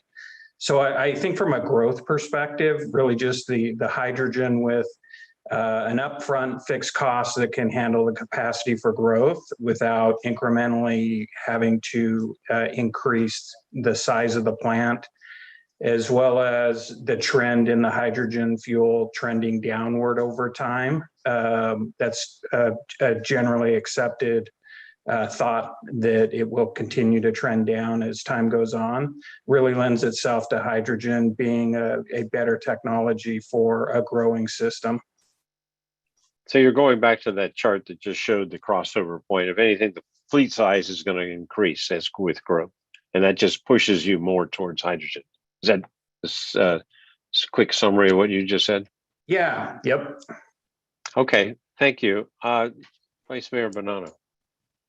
Yeah, thank you, Michael and Savannah. I've had a couple bites at this apple, so I just have one question, and we're going to be seeing this again. We actually, the Program Services Committee got a report a couple weeks ago in our meeting before this last one, and we'll see it as you guys mentioned in a couple weeks for approval. So my only question is regarding the maintenance dollar difference between the battery and the fuel cell from the total cost of ownership. I don't remember asking this question before. The battery only is 21.7 and the fuel cell is 24.6. Could you just mention what that difference is? Absolutely. Thanks for the question. So right now, the current fleets that we pull data from on the fuel cell electric buses are the OCTA vehicles and the AC transit vehicles. So really small subfleet of 20 vehicles supplying maintenance data on the fuel cells. So we get all the information that is non-maintenance or non-warranty concepts out of there. And we do apply a warranty cost in the transition as well to understand really what the cost of owning this vehicle will do. And so I think maybe your question is, what is the difference between those two, or what's causing? Yeah, why are the fuel cell vehicles a little bit more expensive to maintain? Yeah, so at the moment, it's probably just because it's a younger technology. So you're looking at more labor hours and training often, and then less driver adaptability from them. So some of the vehicles that are a bit older, drivers tend to know what to do, and they're less likely to call a maintenance call for it. And then additionally, when it's a first generation vehicle, some of that maintenance cost can be a bit higher because they're working out the kinks. So Latch's transition is pretty well protected by where these folks have gone to begin with. So, Okay, that's great. And then just to clarify, the difference in the fuel costs, it's not just fuel in terms of operating fuel costs. The difference between battery only and fuel cell, the roughly $7 million difference, that includes the construction of the fueling station. So how much more? The burgundy color, I'm sorry. Yeah. So that does not include the infrastructure. So that's in the lavender light color. But the fuel does include the operations and maintenance of the fueling infrastructure, which does increase that price a bit. Okay. Got it. Okay, thank you. So I'll just say that I thought you guys have done both CTE and LAFT have done a really nice job on this, and we'll be seeing it again as program and services in a couple weeks. So I want to thank you for the presentation, and it's very exciting to be considering both of these, and I think we will see how it turns out in the next couple of weeks and months. So thanks for coming here tonight and giving us this presentation. Okay, and before we continue on this item, we have to vote to continue the meeting past 11, I believe. So I don't think we're going to go that much longer, but do we all agree that we continue past 11? And from the city clerk's point of view, did we do that properly? Mayor, can I do a quick roll call? Okay. Councilmember So that's a no. Aye. That's why I was checking. Did you get to me? Aye. Councilmember Monroe. Aye, and sorry for talking in the middle of it. Vice Mayor Bonanno. Aye. Mayor Warner. Aye. Thank you. Okay, we're good. So, Councilmember Monroe. I have to say, I don't feel like I am qualified enough, despite, supposedly knowing, we're supposed to know everything to be in this position, according to some people, but I feel like I've been educated a huge amount in tonight, and I just wanted to appreciate that. This is not an area that I was familiar with. I thought the presentation was extremely clear. The rationale for moving forward, for how you made the decisions, was extremely clear. And I would like to see this, these, as we move to a cleaner energy and to a cleaner world, this kind of presentation, I think, is hugely important. I'm looking at the number of attendees, which have dropped off as the hour has gotten later. And I know that as we were discussing the general plan, this was an area that a number of people who are no longer present were very concerned about. So I'm really hoping that there's a way to have them see that this is well under consideration. So I just wanted to really express my appreciation. Thank you. We'll just have to put it into the principles on the general plan. So the sure. Any other comments from the council? Okay. So I'll just say that as Tree mentioned, I've been on the lab to I've spent years on it, and I remember when the Atlantis facility came up. This was back then. The key issue was whether we what's the technology for the bus. I'll just admit, I was hoping for hydrogen back then. And so I'm glad to see this is the recommendation. I'll also say there's a much larger context here that was alluded to just today, earlier on an ACTC meeting. There was an agreement by everybody that we wanted to get more presentation on hydrogen. There's a lot of excitement going on. And I think you see that because of all the funding sources that were mentioned. So this is, I'm happy this is the outcome. I don't think we're done on getting all the facts, but this was very thorough. And I'm just would say proceed. Do we need anything further? Because this was just kind of direction. Do you need any more from us at this point? Honorable Mayor, this is Mark Roberts, the City Manager. Your item was informational mainly, but also if you wanted to provide any specific direction to your representatives on the LAFTA board, this would be an opportunity to do that. You're not required to do so. Oh, well, thank you for mentioning that. I think the representatives from the LAFTA board have got the idea. Just keep up the good work. Okay. I see a smiling agreement. I'll take it at that. So, okay. Well, thank you so much. It really was a very good report. And, it's hopefully this will get done. So thank you. Okay, we're on now to item 8, which is the council committee reports and matters initiated by the city manager, city attorney, staff, council members. So let's see, I forget the, there we go. All right. Councilman. It's me. So I do have nothing significant to report between meetings. I did have a potential matters initiated. We received a letter from a community member who brought up the issue of having the COVID-19 sick leave taken away in a lot of public agencies. And I'm proud of Livermore for making sure that that was permanent and that our public employees didn't lose that.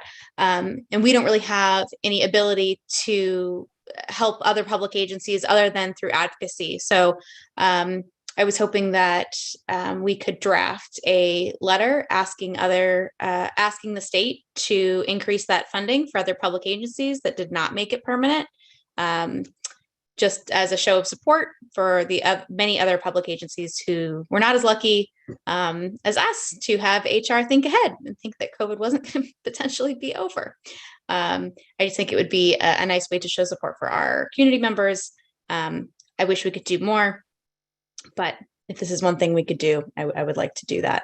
If Christine, our assistant city manager, can maybe draft a letter to come from us in support of that, that would be great. I have one question on that. Does what you're saying would also potentially benefit us again? Yeah, potentially, sure. Yeah. If there's more money that the state gives, that's great. But we can rest assured that no matter what, our employees are okay, according to what our city manager had told us previously. Okay, you're looking for head nods on that? Okay, good.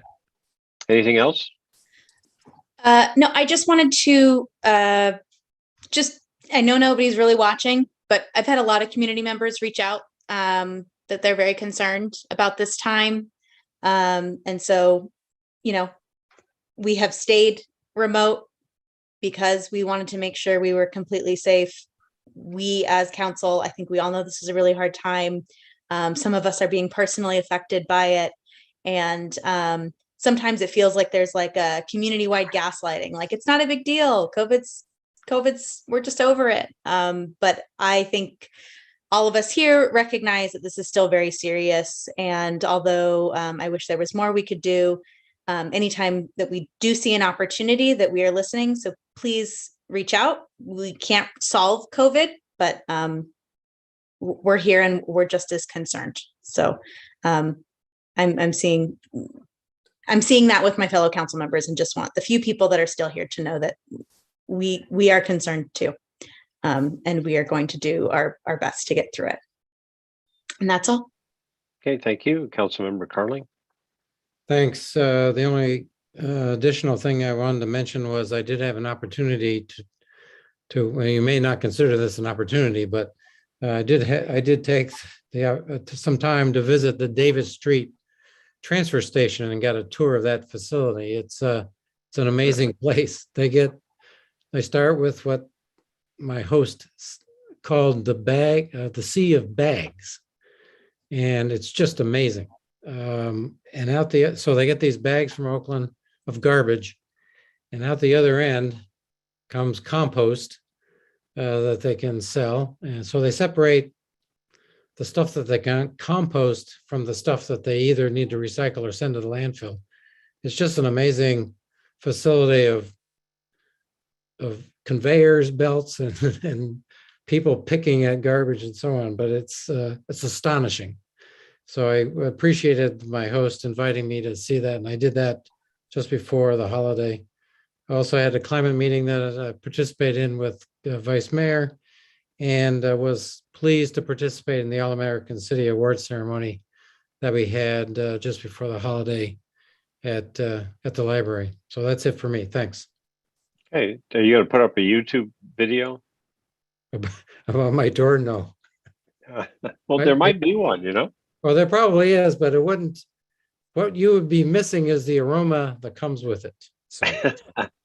Well, I just saw this thing where somebody's invented a strip for you put on your computer. So if you want to have a sense of what cooking shows taste like, you can lick it. Anyway, Councilmember Monroe. I could have gone all night without that image. Thanks very much. I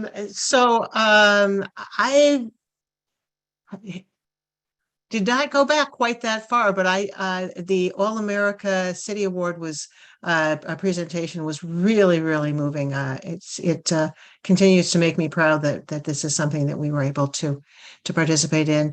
More recently, it's been very quiet. Very quiet. I did want to appreciate what Councilmember Kick said with regard to sharing the getting through COVID together as we're entering into what feels like year 20 of this adventure.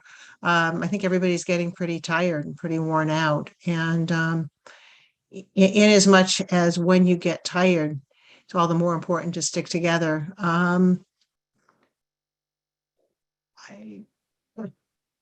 I hope we can find ways to do so. So that's all I've got for right now. Here's to good health in this new year that we're in. Okay, Vice Mayor Bonanno. I won't really add anything to what's already been said. All American City reception was awesome.